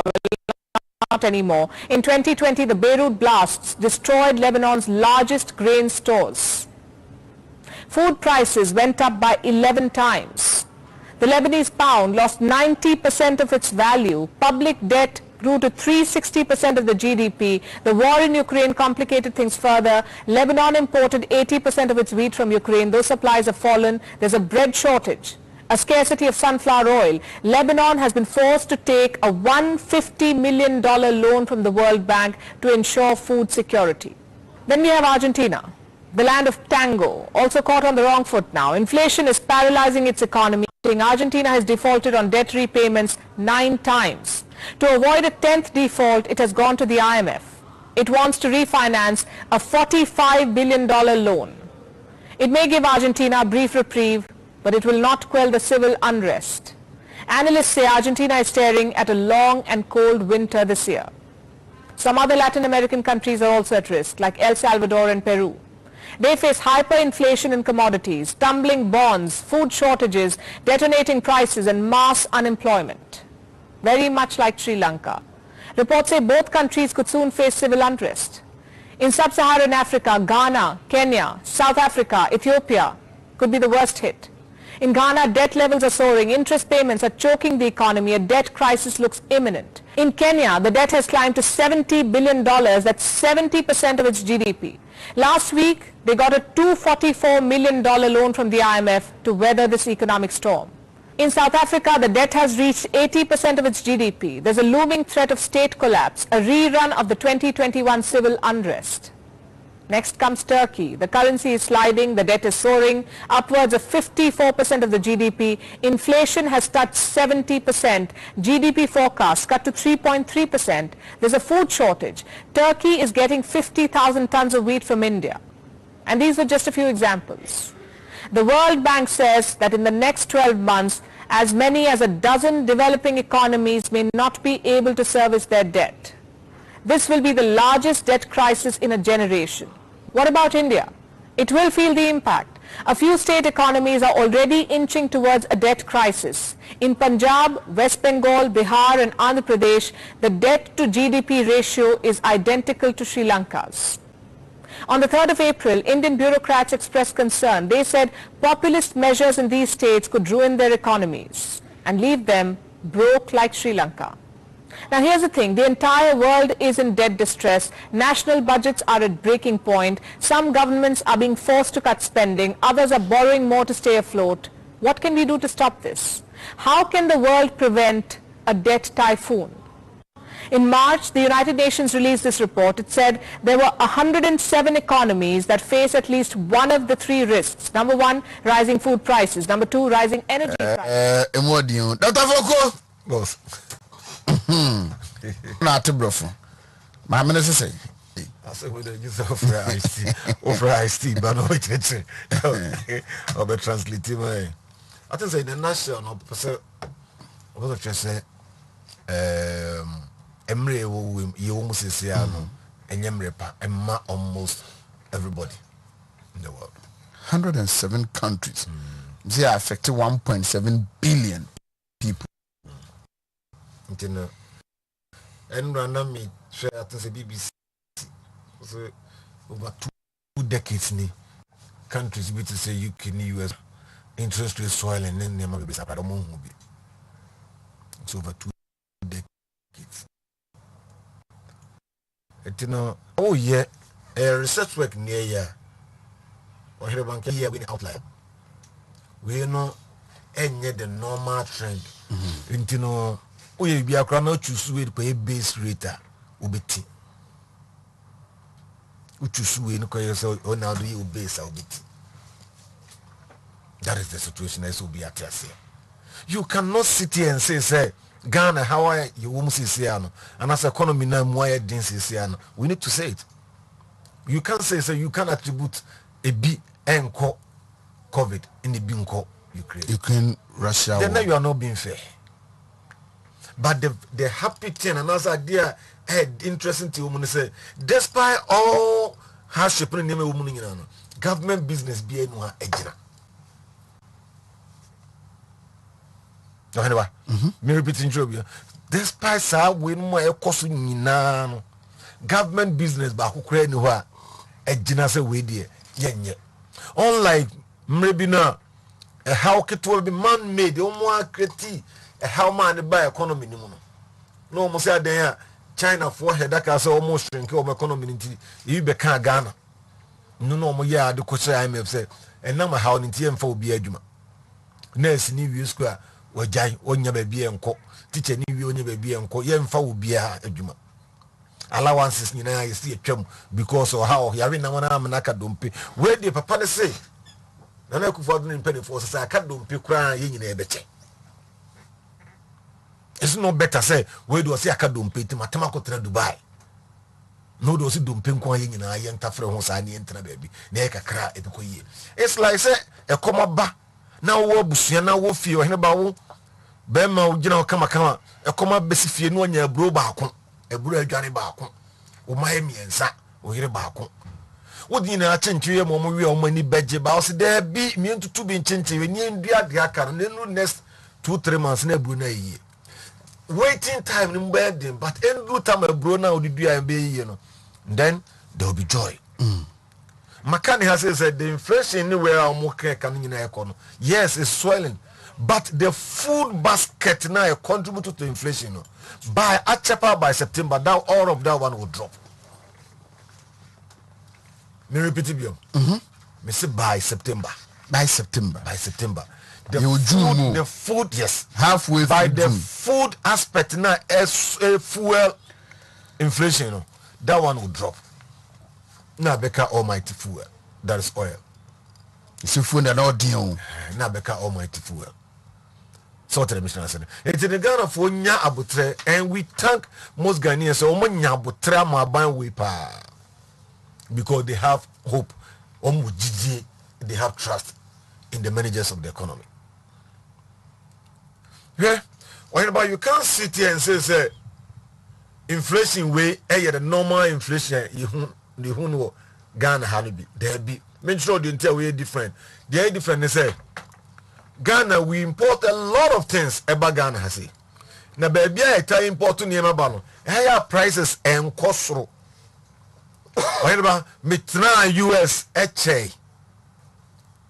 Mitna US that's Florida. Clearwater mitna. Man who say ya to adie boom say be a for $1 na eko $2 that. Me be say ba school UK Luton. Man who say ya to niema mu say that.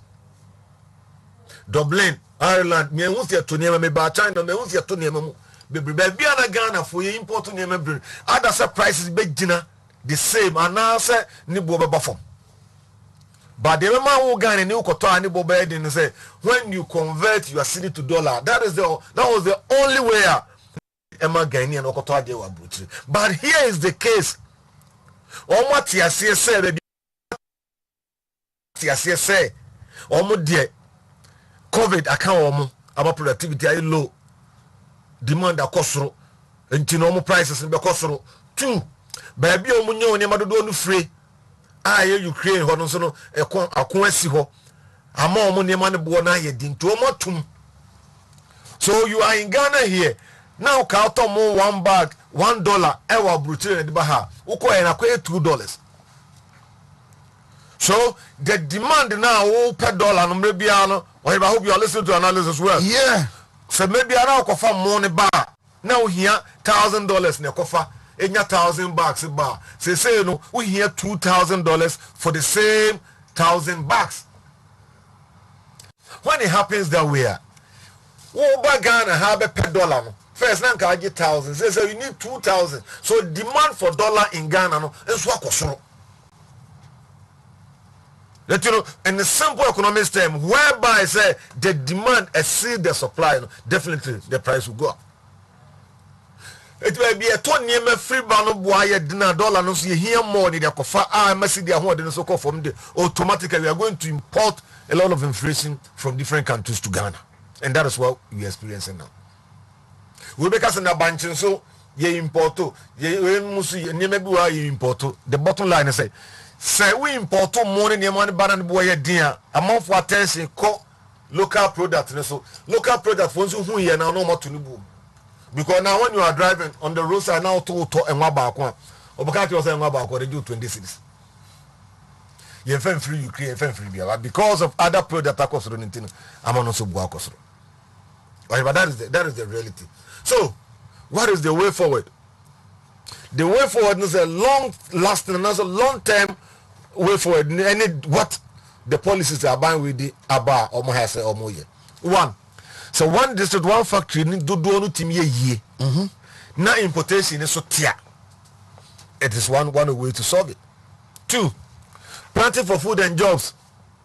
It be no say aduane boy didn't because the planting for food and jobs are nye catch almost say so boy. The mistake the planting for food and job papa ni and say what subsidizing for momotimi produce niema at a cheaper aduane at a cheaper rate. Then you allow them to sell at a higher price to foreigners.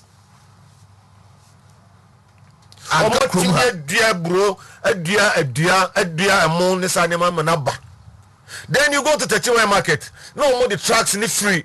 Burkina, Mali, Nigeria, no more talk grains in article. When you subsidize that, farmers and what cost of production is what all money they're supposed to sell at a cheaper rate to Ghanaians. If you go to France as we speak now, a Greek, what me subsidize by 70%. Only cry you for credit million said they be. But Oko France, far from that time until now, but you can't buy them for export. Ask will be a muti among for obligatory muti, but so be Europe say, what drive what the court, what the free UK, Eco France now so cow bar, untimin 20 maybe bring some from that. Unless you pay different tax. So France for example and Ghana for because they subsidize the cost like what the Ghana government has been doing. He's subsidizing fertilizer or mom we mudu animal we are not turning another come up for animal for. So a hundred man grains do us a boy didn't Ghana and yes a planting for food and jobs was a failure. No, it was the how to manage. Managing the Diana Bano was a problem. So now, what is all my issue directive say? Nobody should allow foreigners better grains free. I won't say directive. It came too late, but it's better to be late than never. So these are the issues that we are facing. The public transport system no onsemukina the be amekasa same way public transport system me enfanye politics omo appointed those who are very competent. So a political party no a very competent somebody who is a goal oriented who want to achieve something better ye do omo ko gu se metro mass ya lolo bi na omo de ba ene sa ne mani mu a no omo ye ni ya Empire to petrol our foreign countries you two every day, but because of their robust the public transport system no individuals no are affected so much. But here the public transport system is no good. Individual private one also who are throw driver ni sign mate ni ka woro obi a wo twika singlet ne teta enna makora ba ko omde ne kopimo was what the front wa ye den who said akwanada o tiem said driver order ko boka abuga ne nan leader ne nan oda hoses ya etu omono saban ne kofo amewuram ama public transport na anye yi a ombetwa abeda bia you understand when unya buses more na mo hwe ni ye manage ni ya ye beto petrol but enka Ghana about too much ora ko zboto e ka say mo ye den na se measures be no mudi go from that time but see you do 1980s no because measures be no mudi go be do that time we obi o watimi aboa ma petrol boa ye fu yi obi a o say obenane petrol no obenane crude no e wa ha oni ye one obi boy bold despite all this negative ne neman bebrebe o betima nane no wa ha say and this time do one nane one bucket crowd hada obi obetima prospect mbeba ma oil na yotu benya mo na afenya expertise akọ wurom ne capital bebre akọhyem so that you two oil na ye dia ankwaya 13% ba he dia betima akọ 50%. Brunel na ho de ne bibia bituka no de ni nyina akọ magana frontiers na ku for do kasa okatre say we are net importer of oil meaning say the tu ne han ye de nyina agu ye de ne gu aman ye kura na ayo so bia kan obeka ito mo say oil wa hana ban trimo de no to da so tax da so oil no ho nko na ba tim nya to kakra bi di ebo ne ho bra. All right, yes uja opposition the ombeka dos na time omo de tax here to sika so everyone say yi levy eba omo ye ama no kwese ase de jata ene be wuro obi afie yi levy ne ba no negative e be na akọ business so adokra no mo ye policy no na ese nyina ewuro bi ne eboa omo akwan na da ho no sondodo yi levy ne kwan da ho no that is a kwan da ho na obetimi avoidance level no eso because if oni ntua bi every almost a merchant ne one for no omo nyina kwa ho de yellow ayisi omo so na so omo ntua bi it is can be for so na ko gina no ayi ama no san fa send the common way they are avoiding the avoidance no which is not a crime but so omo tighten they have to come back again no omo famra ni meshem kakra na omo ye merchant for hono so no at least certain percentage lower no omo so that the government will get this Ghana for nya abotre me ba Ghana for nya abotre Emma by way muti opposition there they will always talk to say they will cry wolves when there's no wolves. Okay, what is happening now no kai abembe that so nko bia wu I'm telling you abambe and this tell no come sorry cry jahoko come sorry jahoko they no omo ye omo kan one alternative say nka ye omo ade na nko be at this time wo de obusa question wo mo 30 freba akoro busa say ono at this time cause both any penifuru ya omo at this time police be na nko be ba amagana for hin ha omo kakra die na nko be ba here is the case government workers say busa say kolamra wemra inflation is moving up why here you tum 1 minute pe I'm not saying the government shouldn't increase utum 1 minute pe why fundamentals ni here inflation bit could do 60-80%. Yet two niema bomo instead of Ghanaians to question why are you increasing this? Say the profit margin, the markup of Ghanaian businesses and they're too high. Anytime foreigners come in there, the Ghanaian business former has issue. So magazine Nigeria form you pay baby or her. Say how much your business. We be say how much your business. The profit markup was a margin that and they're too high. They take advantage. Adibia meto I don't want to mention meto 21 Ghana cedis. And when me do I say 13 am say you understand? We don't question. Anyone say hey, you too emo abane nyadio the markup and the margin. So one of the papa penina say akoko can say on here the control price system which to me you know it can never happen. May I say so things are not all that Dr. bad. Solomon things are not all that bad. No. Chairman of the board of Pampe Pra. Mira. Mami tie wo so e. Anopay minika nchia Wontumi TV etifo nyina na me nsa nso enchia August panel members here omo ne me ewo ha yi efi hɔ a na me kɔ KSU akyerɛkyerɛfoɔ ɛne esuafo nyinaa no me nchia omo nyinaa afi Awurade ayɛ adom ama school abie ami aba bedi 1 week. Oh sir. Enti me you are welcome. Oh okay. Anytime be a friend Dr. Solomon Kwate foku Omaba dia nyese baba. Aha, nti momra honum nyinaa fefefe. Me ex reverend baba. Ex reverend, you are welcome.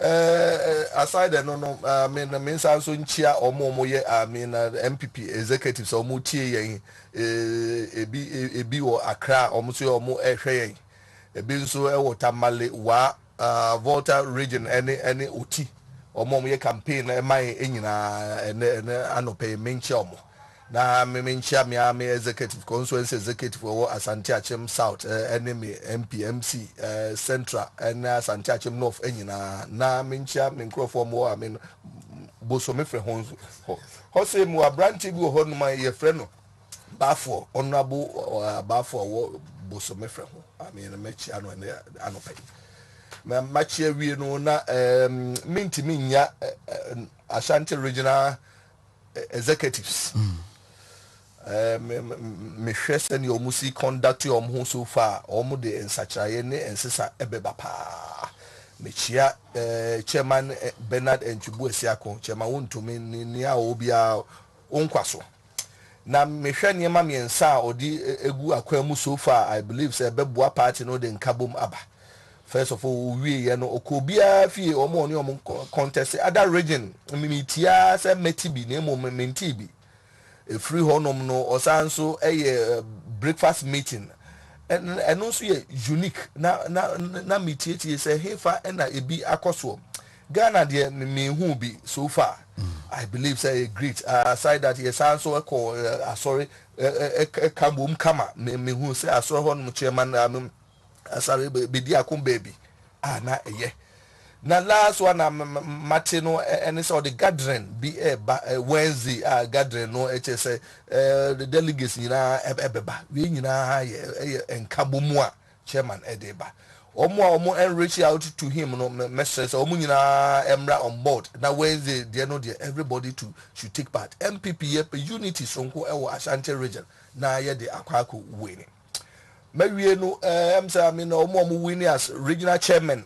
ewo Ghana nyina no encha sonko enkomo omo ye nyina we are poised for victory ye bani aba be join omo na nia ye adwuma no pa mawie no memra asema I mean doctor I mean kwesibotwi ekai se Ghana yako 1980s magye di se we die labraka kakra minim se doctor oye ngumanim for pa some time ago na Ghana oye minister for finance ukura mu ye nso kama enti I'm surprised all the 1980s no ba compare Ghana say memma indicators besem you know 1980s no na Ghana eni ahotokra Ghana amfa no I mean ahogno so ahokyere no na ewo mu a menka asemba ko say at that time na PNDC omunye omadwene senka I mean abato okra ampo anase multi party system yenko na mumem enna mahokyere na aba Ghana ye ho hwia enye ye ntu na wo say Ghana kodam IMF na say omumpa bisia kakra ema Ghana mfa enidi eno na IMF eka se ye beba aba be so mu aboawo ama I mean we ma restructure your system near Mosika Kakradia and you say multi-party system. Said the buyer you will be a better manager of your economy. And nunti NMA from the late 1980s up to 92 Ghana the reforms a buyer 1992 I mean political party system you benya the fourth Republic of Ghana. Now no hardships at Ghana go through no. Am I introduce you policies be your friend ERP economic I mean recovery program ye call first one call second one ni nyina no IMF eka say yenye structural adjustment edru baby niama ye dia ma ye introduce program bi at that time say I mean Dr. Kaya near friend of Palms card only 4 million is a program of action to mitigate the social cost of adjustment. Omo enhu anaso omo ntidi na se no eno eche se edru baby no na eche se aduane kra no ye bedi no na ede enti wo hwa na bus anase truck tintin na emo egum sogum ene anwa na Ghana ma ekiu ye dikiu so na yakwa akwaje milk yakwa akwaje sardine yakwa akwaje sogum ene mo enti so the that time no e compare ene sene Ghana isitie ya enye ye me dru abonche me ba be wura me hu kiu bia me hu se obi ka aba be si onum se Ghana emrantie emra emne megina ka ne ho enye milk anase sardine. Into that period, dark, I mean, one of the darkest hours of this country. Yeah, Bompire is in CBM, and it will never happen. And you know, said Doctor, compare now, and yeah, my dear, said now. In fact, I mean, Doctor Ankai, because or Kaya and Kubit who say conditions no totally different. Say call IMF, Palms card beer, so no any home. Ghana is managing its own affairs. At that time, so say core bank no akubura interest rate it was over 38%. A big cry 45-50% at the commercial bank. And now interest rate utiminya no 23%. Even say we prefer that customer cry a bit as far low as 28%. So yes say and then oh okay. And that's one yes inflation akosra monthly last month. Inflation yeah na usually you taking on average. And only I say inflation persistence and consistent rise in the general price level over a period of time. I mean you're calculating over 1 year. And this only 1 year average, you know, calculate a bear far less than 27% year. But even the last one at 27% that month, a year far better than the 80s year. 80s year, 80 koya at a point it drew 49%. So, into the conditions, you know, a far and known a force the then PNDC government. Say yanko IMF na yanko pe besia IMF ekas and ye bebuama unless a much change yako multi-party democracy. And you know the two no I mean comparative I mean analysis me. Now the force Ghana make us say two no different no mediatum say over 2022 year. At least for the last best 3-4 months, the price arise kakra. Nemum any government no effort sir. So offer your friend of COVID, we free money. Bruni say it cannot be discounted. Now if you feel more research, I mean who say say yari any hunsu about every century. 100 year bia. Unfortunately, this MPP government your time and 100 years no soon ya you see. You see, you know, Ghana, you go through process, you manage it very well. Anka every time I ever recover. In fact, World Bank, IMF, Ghana, Abaso say, Ghana a recovery rate, no, I faster. A man at the whole world, the year estimated as 2.5 to about 3%. No, now Ghana, the year projected see a big growth this year by 5%.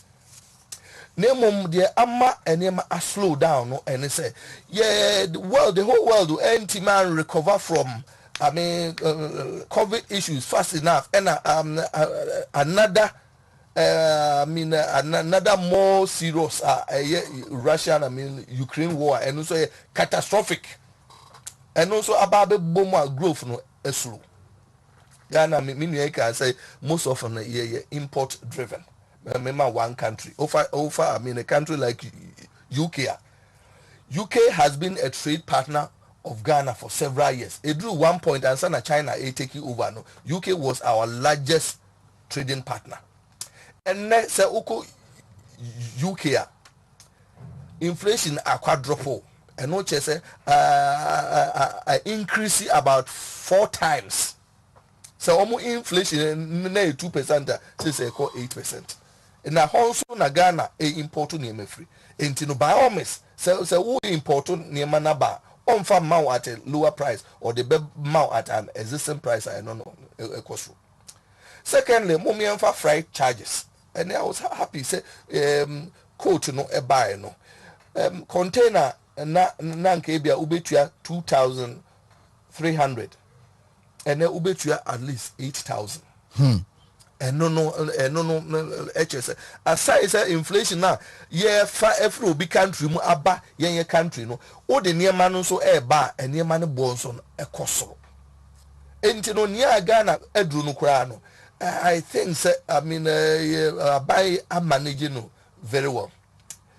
Na in fact Wontumi TV ene mo ya de bia manage ho mo hwe say mo be comparative analysis kakra o free abranti bi o France ema abranti no e de honum de no atu very good na mo message say ya enko so fast France try Togo Benin Ivory Coast Nigeria countries here obe realize binum kra no e ho no petrol kra no omu enya bi nto me bay abonti men hu say queue wo fuel I mean station baby binum wo ho no Ghana I mean preparedness no e far better enu nti na menu e ka say ye hu say trucks loads a bad northern Ghana say omu e ba beto ebu and no chase serious I short within the West African sub-region.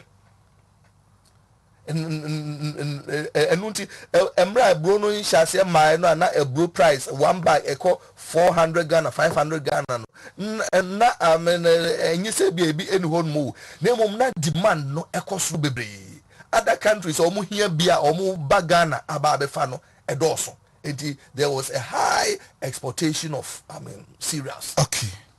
Na we no enkamfu ano mumie musa say the way forward how do we resolve it was say you boost to your local preparedness you build a more robust economy and no na I very clear say countries like US UK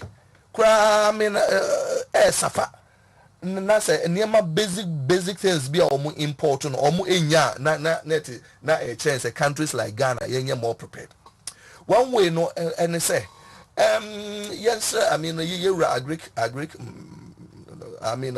minister planting for food and jobs so a brilliant idea name say no going forward yem find second year third year no and say yem pagam ne call large scale production.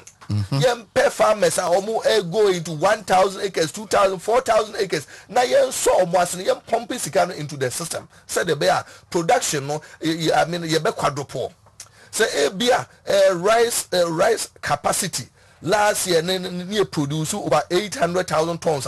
This time I was maybe 1.6 million tons. Ye increase capacity no because on mining in say omo bagana about pebiato every honoma yeah right now omo are affected so much meaning omo pay isano say omo achiro omo pa entino omo so no ya na omo de no encontem me single to say one group napco dear almost esika akem no minim se be some months ni aban mesra aban say youth in afforestation no I shall say about those groups ni na mesra omo national service personnel because national service personnel o de kitwa bi no every month omo je no month no dura enko no omo sanka say MP say 120 say 240 say nin setimi e can every month bia dia any national service there say 500 say 550 or no so every month nin sa enkan there youth in afforestation forestry obia kakra no no ntimi budget adia e ya ne say transport fare no koso na mum odi de e makra na odi akro no adwuma no obeden akọ adwuma mesan so appeal to private sector or more employ hairdressers tailors just more income a loan say omo pa no my vulnerable so enti no mo adwuma no eye kese emu atre a kyerɛ sɛ balance kakra ɛwɔ mu. This is the time allowances right wɔ hɔ no ma munye mu ɛma ɔmo adwuma fo bia no a ɔmo enya income bia no. This is the time I mean workers no yen support ɔmo yen pɛ kakra ɛmfama na ɔmo mera sɛ kame wine na yɛnkɔ piem ɛwɔ Freddie Men's Heba Misty Kolinak Hamme KNG Chris K Apedang Icon Heba ne Danny Heba Owan Kaya Obako Nana Boache Tinoted Repulse Ventures ne Kings Work Ashawa for no Ekus Pharmacy with Dama Pharmacy Mebacho a victory garlic mixture and a yepedia Fusano when you put your name ye Maba Wano Monsebu no Mubetime Hunu and one sama crying ye when I see a peja because what trust ye Jumacha Mebacho solely fit no victory garlic mixture a year for Eddie Amount Nasa dear Adosu Muay Kesabrosono and also so Ateso Eddie Amount 0242545633 Ofra and Perifui Ebejoso Udun Lashibi our Salam Sport Community 19 Junction wa a CD Heba Company or the CD capsules Abba Ebeboa Amonia Pomdene Mapa immune system no Ebese Shemu Eye now for CD ointment Mamu Ye Jumadame Mebacho ye carpenter ni mason ni driver for trot mate for no Mebacho unye CD ointment na what do fear after everything no Ujari afa bisasra ade be chen wo nya woden ni atenka so kokra e de ahye wunyumam o 0505 767-425 na what to be our Gatson Pharmacy Amen and Amen we na 20k e Eastern Region takrade AA Mensa Kumase Heba Shops ni na no CD Heba Company enu no mepacho wonsa ebetumi akabi Sky Water is the premium natural mineral water wedding funerals party birthday parties mepacho bi bia we bia no a Sky Water natural mineral water and on the 0501 44 7107 mepacho okwa insuno unsa ebetumi akabi na bibia I fine at the amount Daniel Teku. Good morning, Bill. You have my ears. Mr. Tino, because of a question, it meant Manchia and I'm a company. And I do my answer in the MP or not the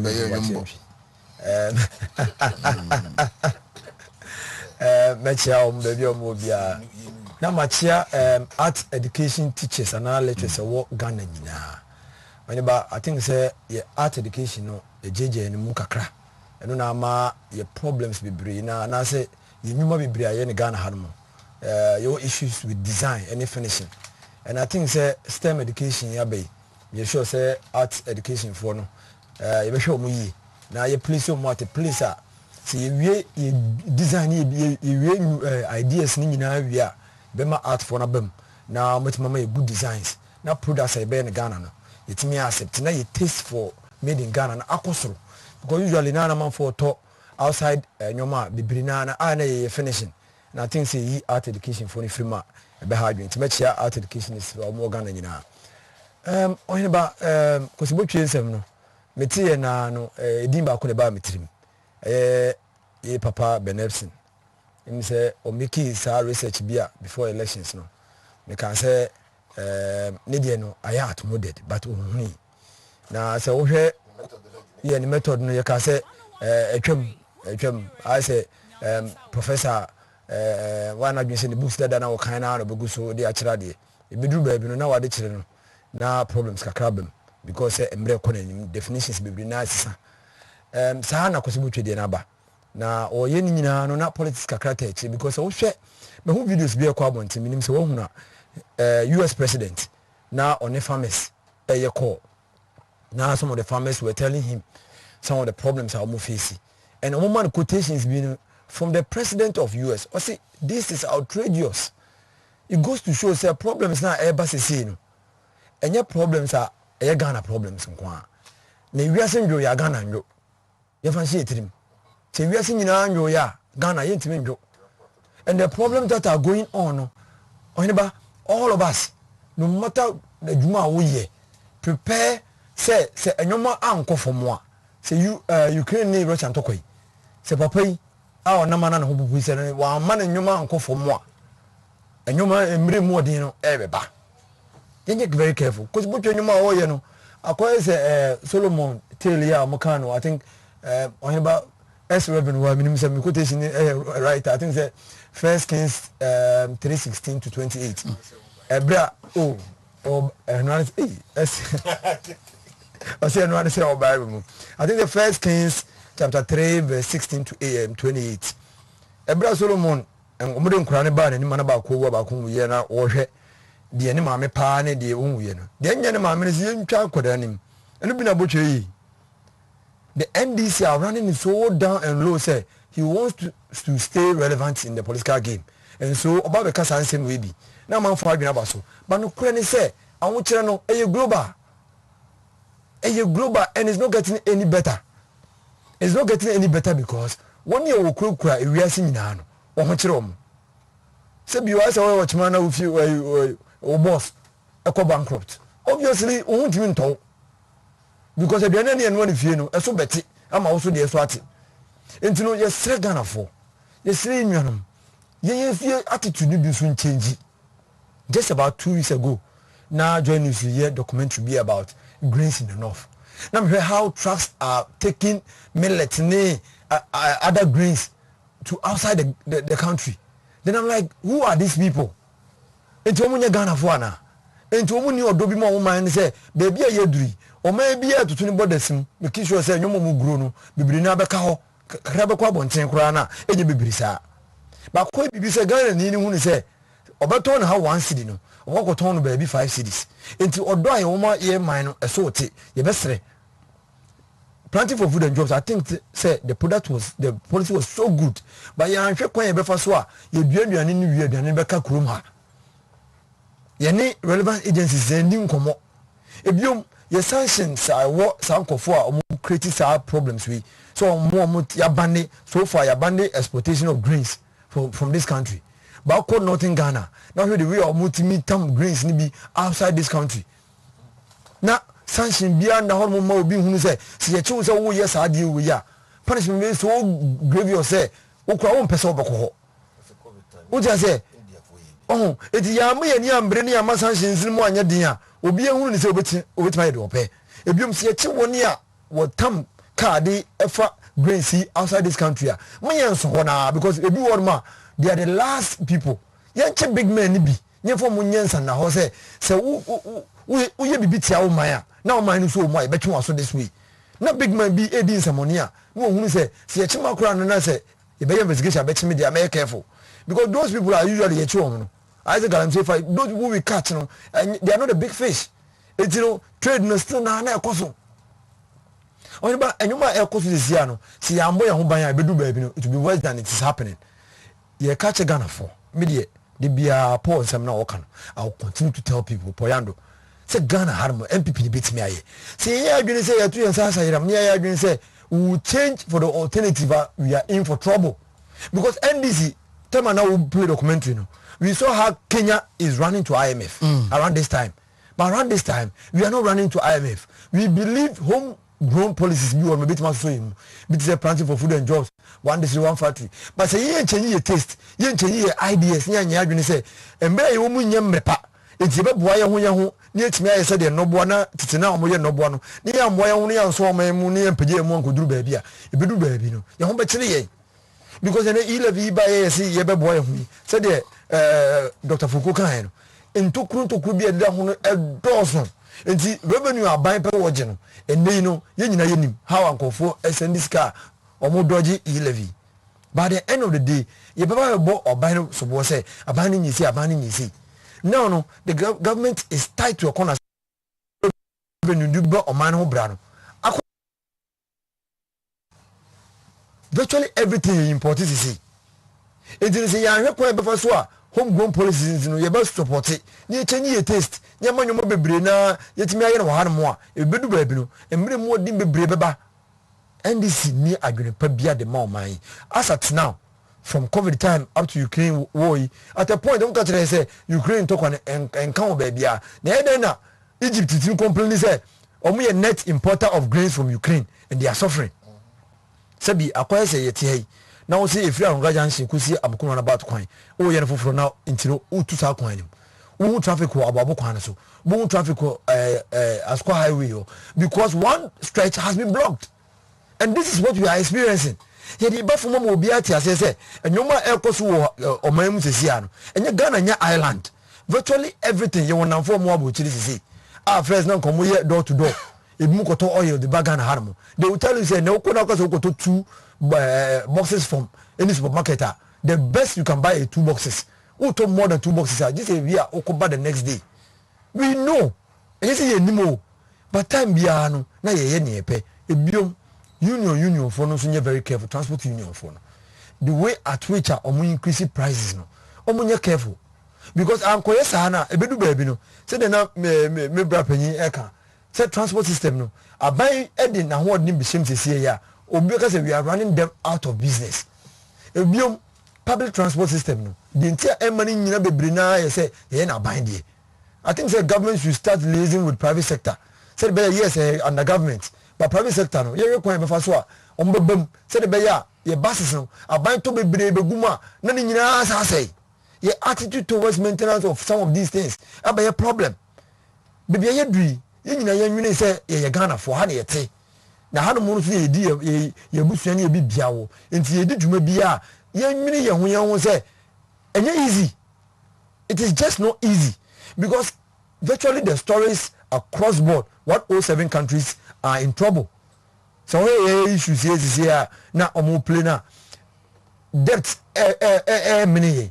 We cannot run to IMF for more debt. Yes, bedroom baby no. Me no. I want you to know say you be dodge frame no. It's going to be worse.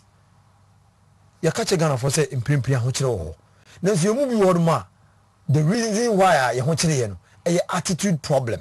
You won go for ma omo tentem e mabunu titiru bibiri na omo tentem say na adwuma ni ho bibiri na so person be adwuma. Bibiri na person be adwuma because of TV onye adwuma. Na so ma na adwuma no wosem. It's your best Ghana for yes, me community am team.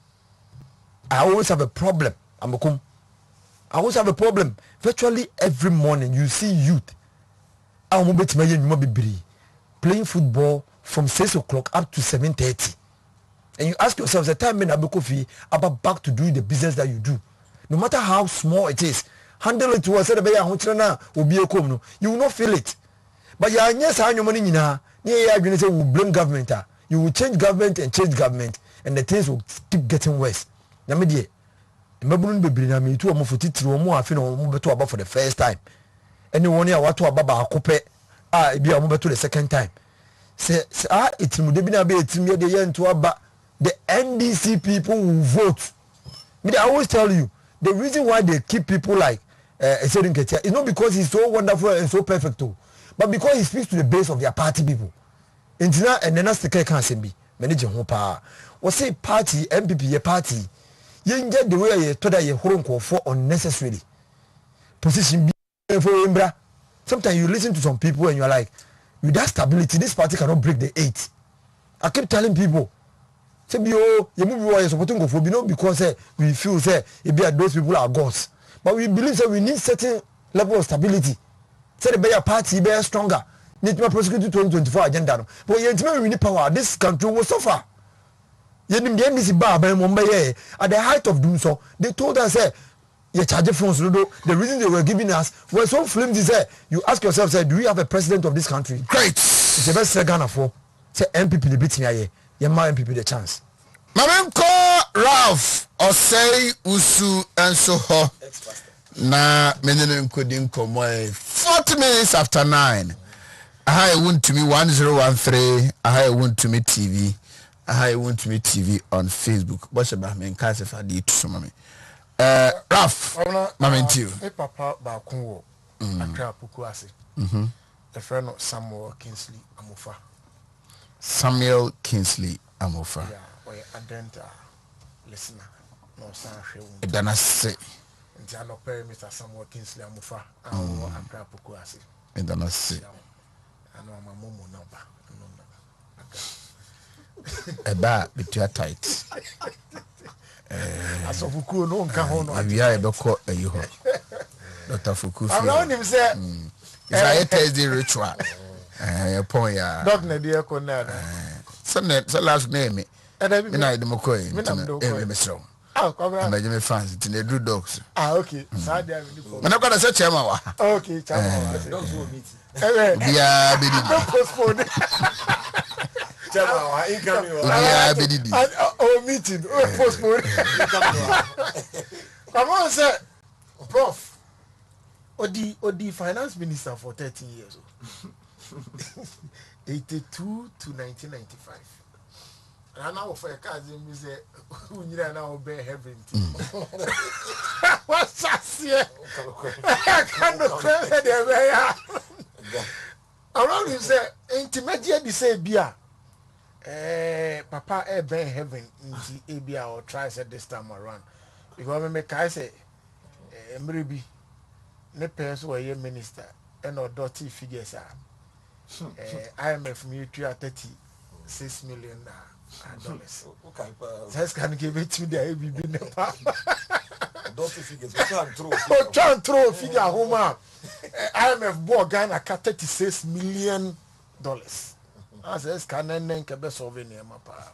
Until be a man sure say, be as is or Ben heaven tea and what shall I say? Come on, and Ukraine say. Sabria ye woman obia nim the problems of the country. The year now a solution. Because I dare know say Ghana unko dia then no can say yen we are the main cause. But external cause of the problem are soon so enya wa hase no. I don't know can was. So external cause no so yentimi surveyor yesu as a country no kwabena de ene yeye nti enyem nwa say president oko launch the new development bank of Ghana as he say yame adom come into operational kwabena de bi wo no as Ghana fo mebunu emfo money nkoso pa the use of IT. What you say, you're moving into the digital world, into building software.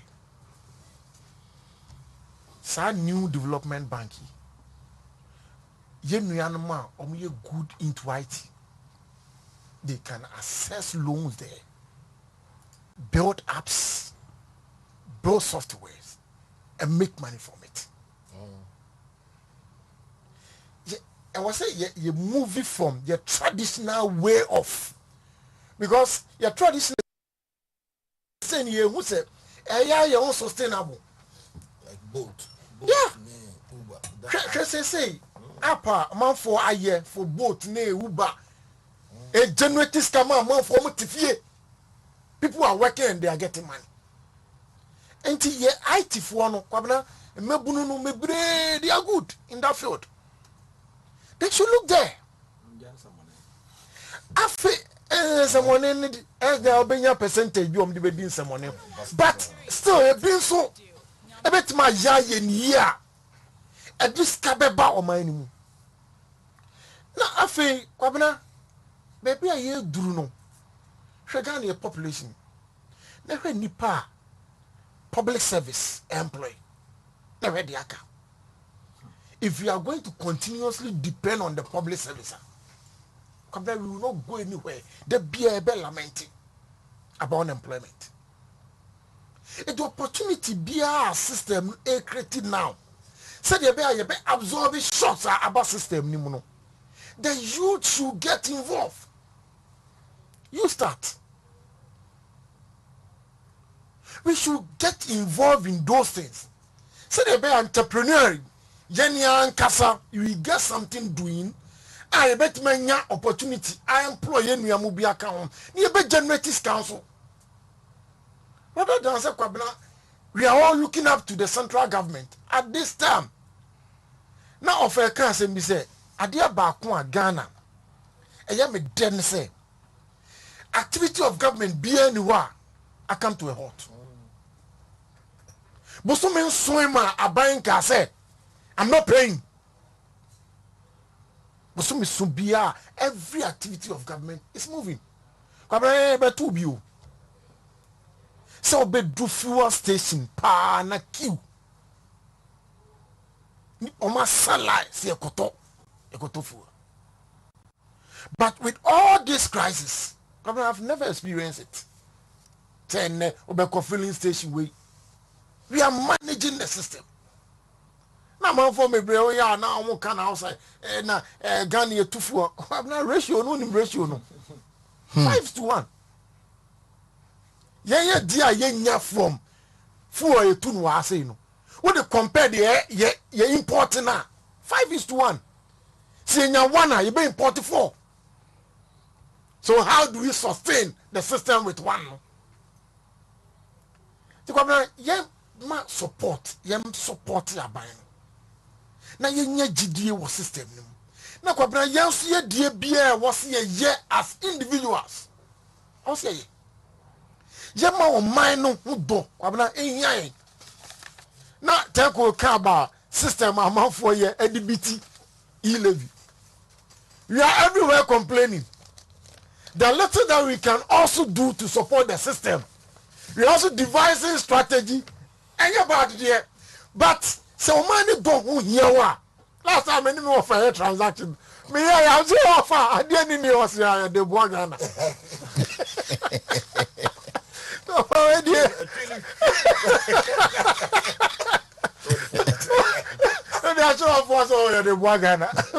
Yes.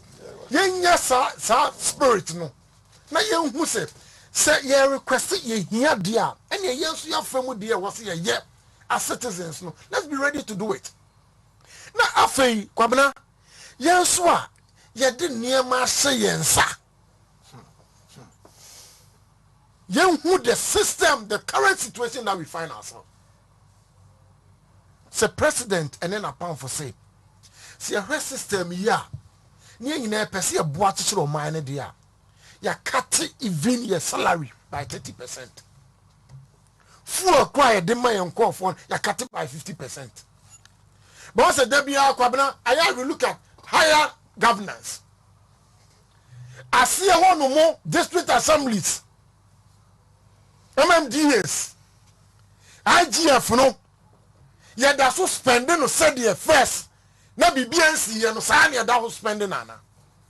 And now so national can yeninti enya effect e wa yenso yeso na bia na ehweso na kwabena nkofo bi so won no ma omo equally responsibility e also omo so play say the be yanyina together ye be boa de akekere man san nkofo ne so kwabena I say ya dwen ko no mu omo so set up because en kakra de obi aye bia ene e ka bom am ye de akekere o man no. But yeah, neglect what we have to do at our corner. Now always we look at central government there. Then there will be a problem. Always there will be a problem because we cannot satisfy.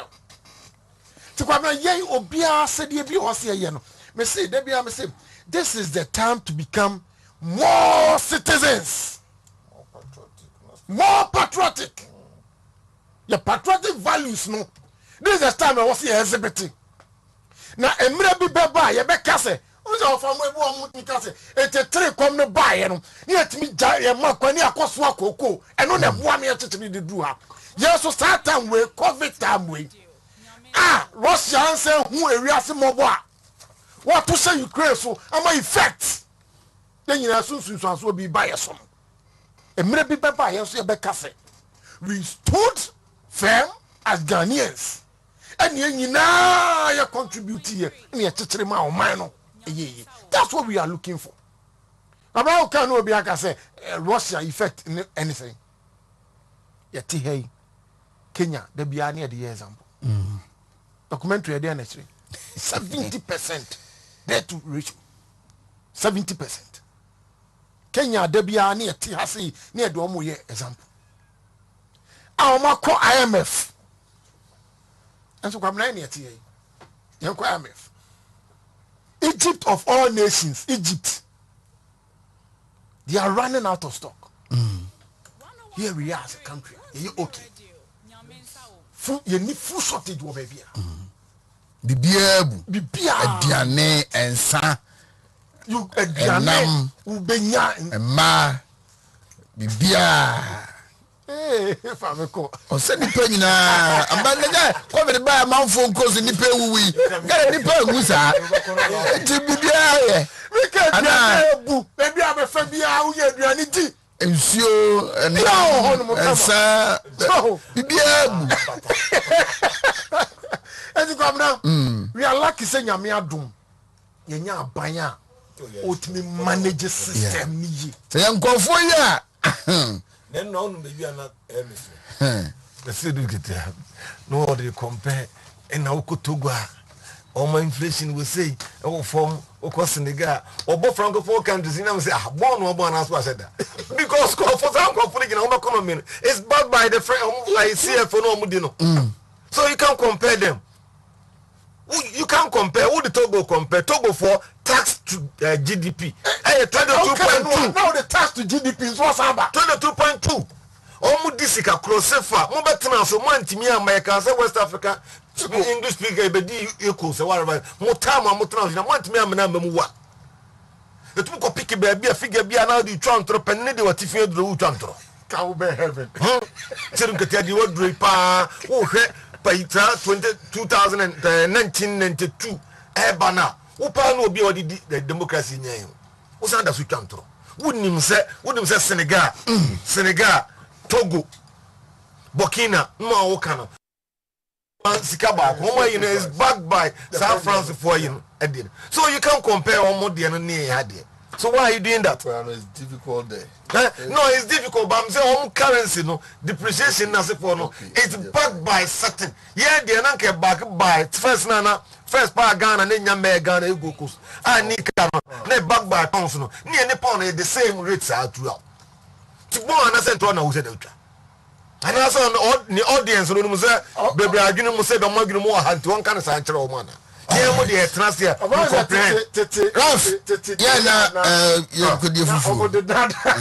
So now, me who said Ghana for better situation now. Now, Ghana for where the reaction of the government towards the situation. And to me, who policies be a kwabana abana sisa ebuama sa problem ye wu ebuaba beteso. Is for so much. Minister of Agriculture said abandoned the export of serious meat. Na kwabna me come anim no de me hwe free aban ne ho, especially Minister of Agriculture say silence on sisi nka so that we can store more. Now the government should be ready. Kwabna bia baby aminu na bi won buffer stock. I'm looking at the situation now. I buy no better. Good. So not just the storage. You should make money available to buy. I buy the better. One store. Sir. So I need here. I'm not. Every Ghanaian is an opportunist. Every Ghanaian. And as soon as Obama no that opportunity need there, you take advantage of it. And to me, say ya kuya nimno. Ministry of Agric. Sellers now we see and say far. Ministry of Agric. Now any buffer stock lazy minuan and abi. Now see a producer. You see the campaign money or your campaign. Yan tongu. Na eduru sa breya. Your campaign your back or buffer stock phones when you be ato. Sanya sana kwabna DSC unim DSC. Omo befa kwa. No mo ko store wo ye dia. Nobody buy. Yeah, asaba. And transportation that's what we are facing now. But I say things are very hard and it's a reality across the globe. But I believe the policies being rolled by the MPP government will mitigate the situation very soon and it will yield results. Yawuza Swami road from Swami. I'm wondering if Ghanaians should stop throwing rubbish into the gutters because it will create flooding whenever it rains. Accra, it's an example. Sule Sunyane KTK, that's the four and his clearly NDC listen to themselves when they speak about national issues. Such a corrupt economy under their regime. Someone who couldn't answer a simple question about corruption at BBC. OPK, Patriotic Voices, go. So Ghanaians have trust in Nanado and the NPP government who are transforming Ghana and should not listen to the NDC about their lies and propaganda. When will you come to install Wontumi TV in Central Region? Oh, Yababa. Why? Chama Wontumi Meka in the Central Region, Yababa, and Chekra. She say no, Nanka, you're the three never come home. He say we are expanding to 10 regions out of 16 very soon. Mobeti and Ka. And Apostle Collins Aprekum, or Hineba, Eviasia Deankasa, not only in Ghana, and MPP will break the 8. Certainly we will. In Shaba and Nelka Ashaman, it was so amazing seeing the president of Ghana launching the $750 million Development Bank Ghana, which will go a long way to help us in our socio-economic and other opportunities, creating jobs. Kofi Kodia Asokwa, kudos to government for paying part of the debt owed the school feeding caterers. I pray that the remaining will be sorted out very soon. Shiftman Atonsu, the global economy is shaking due to a lot of factors, and I'm glad that the finance ministry is considering to go to IMF if things are difficult. Ghana deserves better. A champion Kaguchi Electric as a Atonsu station. Ghana Health Service must be patient with the Ghanaians must be patient with the NPP government. Things will be better. Government must also try to turn the economy around. I must say, Manu inside Fumesa, I'm listening to you live. Greetings to OBD Consult. Obi Gontos Ejosum. Julius Asamanka said we should fight our own fight as a country. Also Eddie and Amakwesi, please. The petrol dollar created by the African is what requires deep critical thinking. China and India are buying refined and oil from Russia. Okay. Martin John, Ejoso Damiabra, good job on about what Professor Kwesibuchi said was purely a political. Even a class 1 people know exactly that the hardship is a global phenomenon. Greetings to Dr. John Kuma MP Ejus. I'm watching you, the program live from Daso Offenso North District. One friend about Same Boache. It is purported and fabricated fake news from the headquarters of the NDC, and there is nothing t-shirts that cost 38 Ghana cedis per t-shirt. And also the buy no classic ointment Robert Toby. Na when you be from herbal shops actually when na nkanka about konaka ba Mr. ba for the men so you na herbal ni flesh ba ko science you give them a call on 0500799433 classic ointment say pompon na ebo bo na mani sansa pimples kaka na kro no nyina na wo de srasra me pacho ebe ni nyina e de fuel na wonya antaka ba for adra Omodi aba a Spanish garlic mixture and a Spanish jinko capsules na fi wonase atatai say citra dosu mu sadia adosu wa kese abro so wani mu yinka halitosis me pacho the treatment of sciatica kokubu atimafu so wonya sciatica me pacho over several as anti-aging be improve memory and mental sharpness a Spanish jinko capsules na fi Spanish garlic mixture and capsules no and abeboa yentobu herbal shop bia license chemical shop bia ne cosmetics pharmaceutical shops na your friend 0266114111 enyi enchemu bia akabia yo pobe pra yanko na yanko dia home yo is a campaign that ben TSC from pa campaign no dey yegina form den okay but there you both we any form how should the here pa because want to meet a great campaign platform number 1. You know, your party MPP will say break it. You break it. You hear structures no na you build you do the apex national level. Nuntina may a part of academic patriot may call for first national vice president. Omo musi hinene ni omo mutu hineno. The whole FD the whole Ghana will be MPP for they drew hon monkai Shanti factor no here pa yeah me die crowd so first I mean vice no na yira FF2 and ohodum or say onko bi enti no say obi free Asante region free modia and yemfa another person free region no enche na nine I mean no ano me so me a party bamapo my core primary 3 times na mom em say na nye honoma na ha say mom na Awurade prepare enti the whole Ghana mumpia me na me first vice no na say ye hwe djuma sonko academic patriot di drawing regional campaign ye de ni nyina I mean ye de ni nyina bad national level near the babeboa researcher ye demu number 1 ye this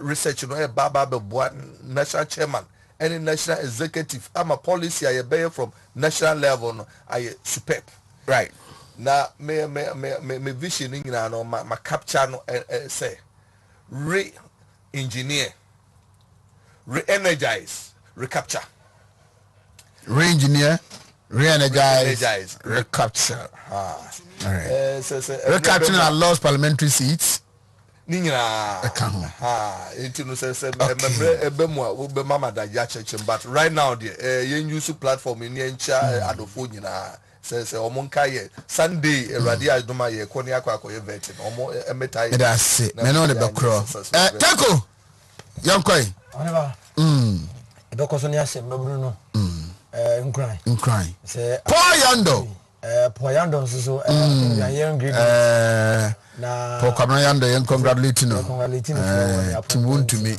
Bonabaso yes now heading the monitoring evaluation unit of Maslow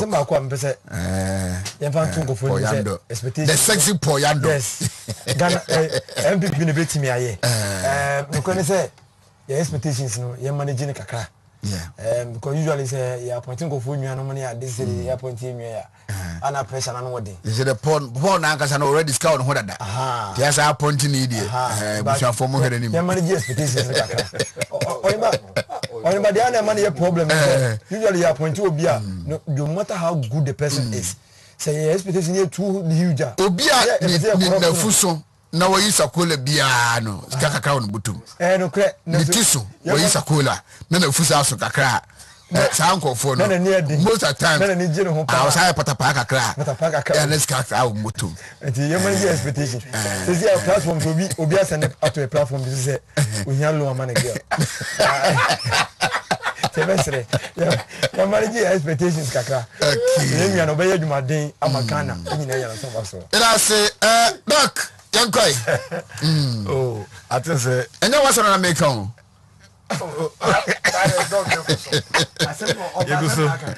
nyame betre bibienu ayefu bibienu Paul you wish well yeah you wish Paul well because we know say apart from the loyalty yes he's very competent of course and he can perform more to come more yeah betre MPP for no say omunsua enema about MPP so that when they are defending the party they defend the party well atra bi na otiba bi na obi a communicator now help angle or didn't be now he's rather creating more problems so if you are not well armed I don't go there omonye well armed and san omako because omom no mo kwa deal no and I say omom no mo deal no after omom no they are very canny omo and this omo is all no they are very canny until kwa na onye well armed what to say Jehovah Witness no over convince no ka den da bi ko nim Bible no ba bi ono akotu nti mo so mo pe mo ye no mo ko na bato no so no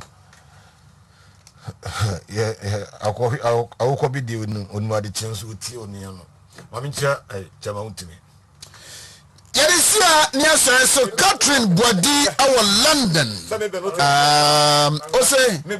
ose de sabu bere bi akọ bi di onu ade chen nanso no so den nyina otie be ma na no okay me cha ma Wontumi obi person engage academic patriots me cha ma Wontumi osi chama Wontumi so o cha ma me cha no okay ose the best me come for say yakwan ni kuso ka ho ebeba enche bia okay the better good news All right. Mɛhyɛ me DC. Rebecca Yeboah. Nsuo ne tɔɔyɛ no. Wotumi yɛ. Nti afei nso nsan. Azanko ye bio. Ondwi so kakra ma yɛ. All right. Pamela yɛnya ayi. The polling station youth organizer baako. A friend no Elizabeth Amankwa. Why they? Ofrim. Oh, sisi ya moku bi. Oh, kwabra. Ewodi aye wo nyamensem. Oh. Amina. No wo. Ankafra. Nyame ya adoma eye Saturday. Na ye yi. Ewo hin. Ewo Kofodia, atwuma Kofodia. O Kofodia se he ya. Nti nyame ya adoma party fo nyina ye bekọ. Ho konye de yi ne ntama ho. Na yakọ akọboa. Na yakọ yenuaba na chi. Ti yenuaba Elizabeth Amankwa wo na obusuafo nyina. Nyamina hyede Yakopon crown. Okay, me ba cho edisi ani asore so Catherine Body wo London on fashion yi mi agro cra. Ono na obusuafo nyina ya chiam Dr. James Atulensi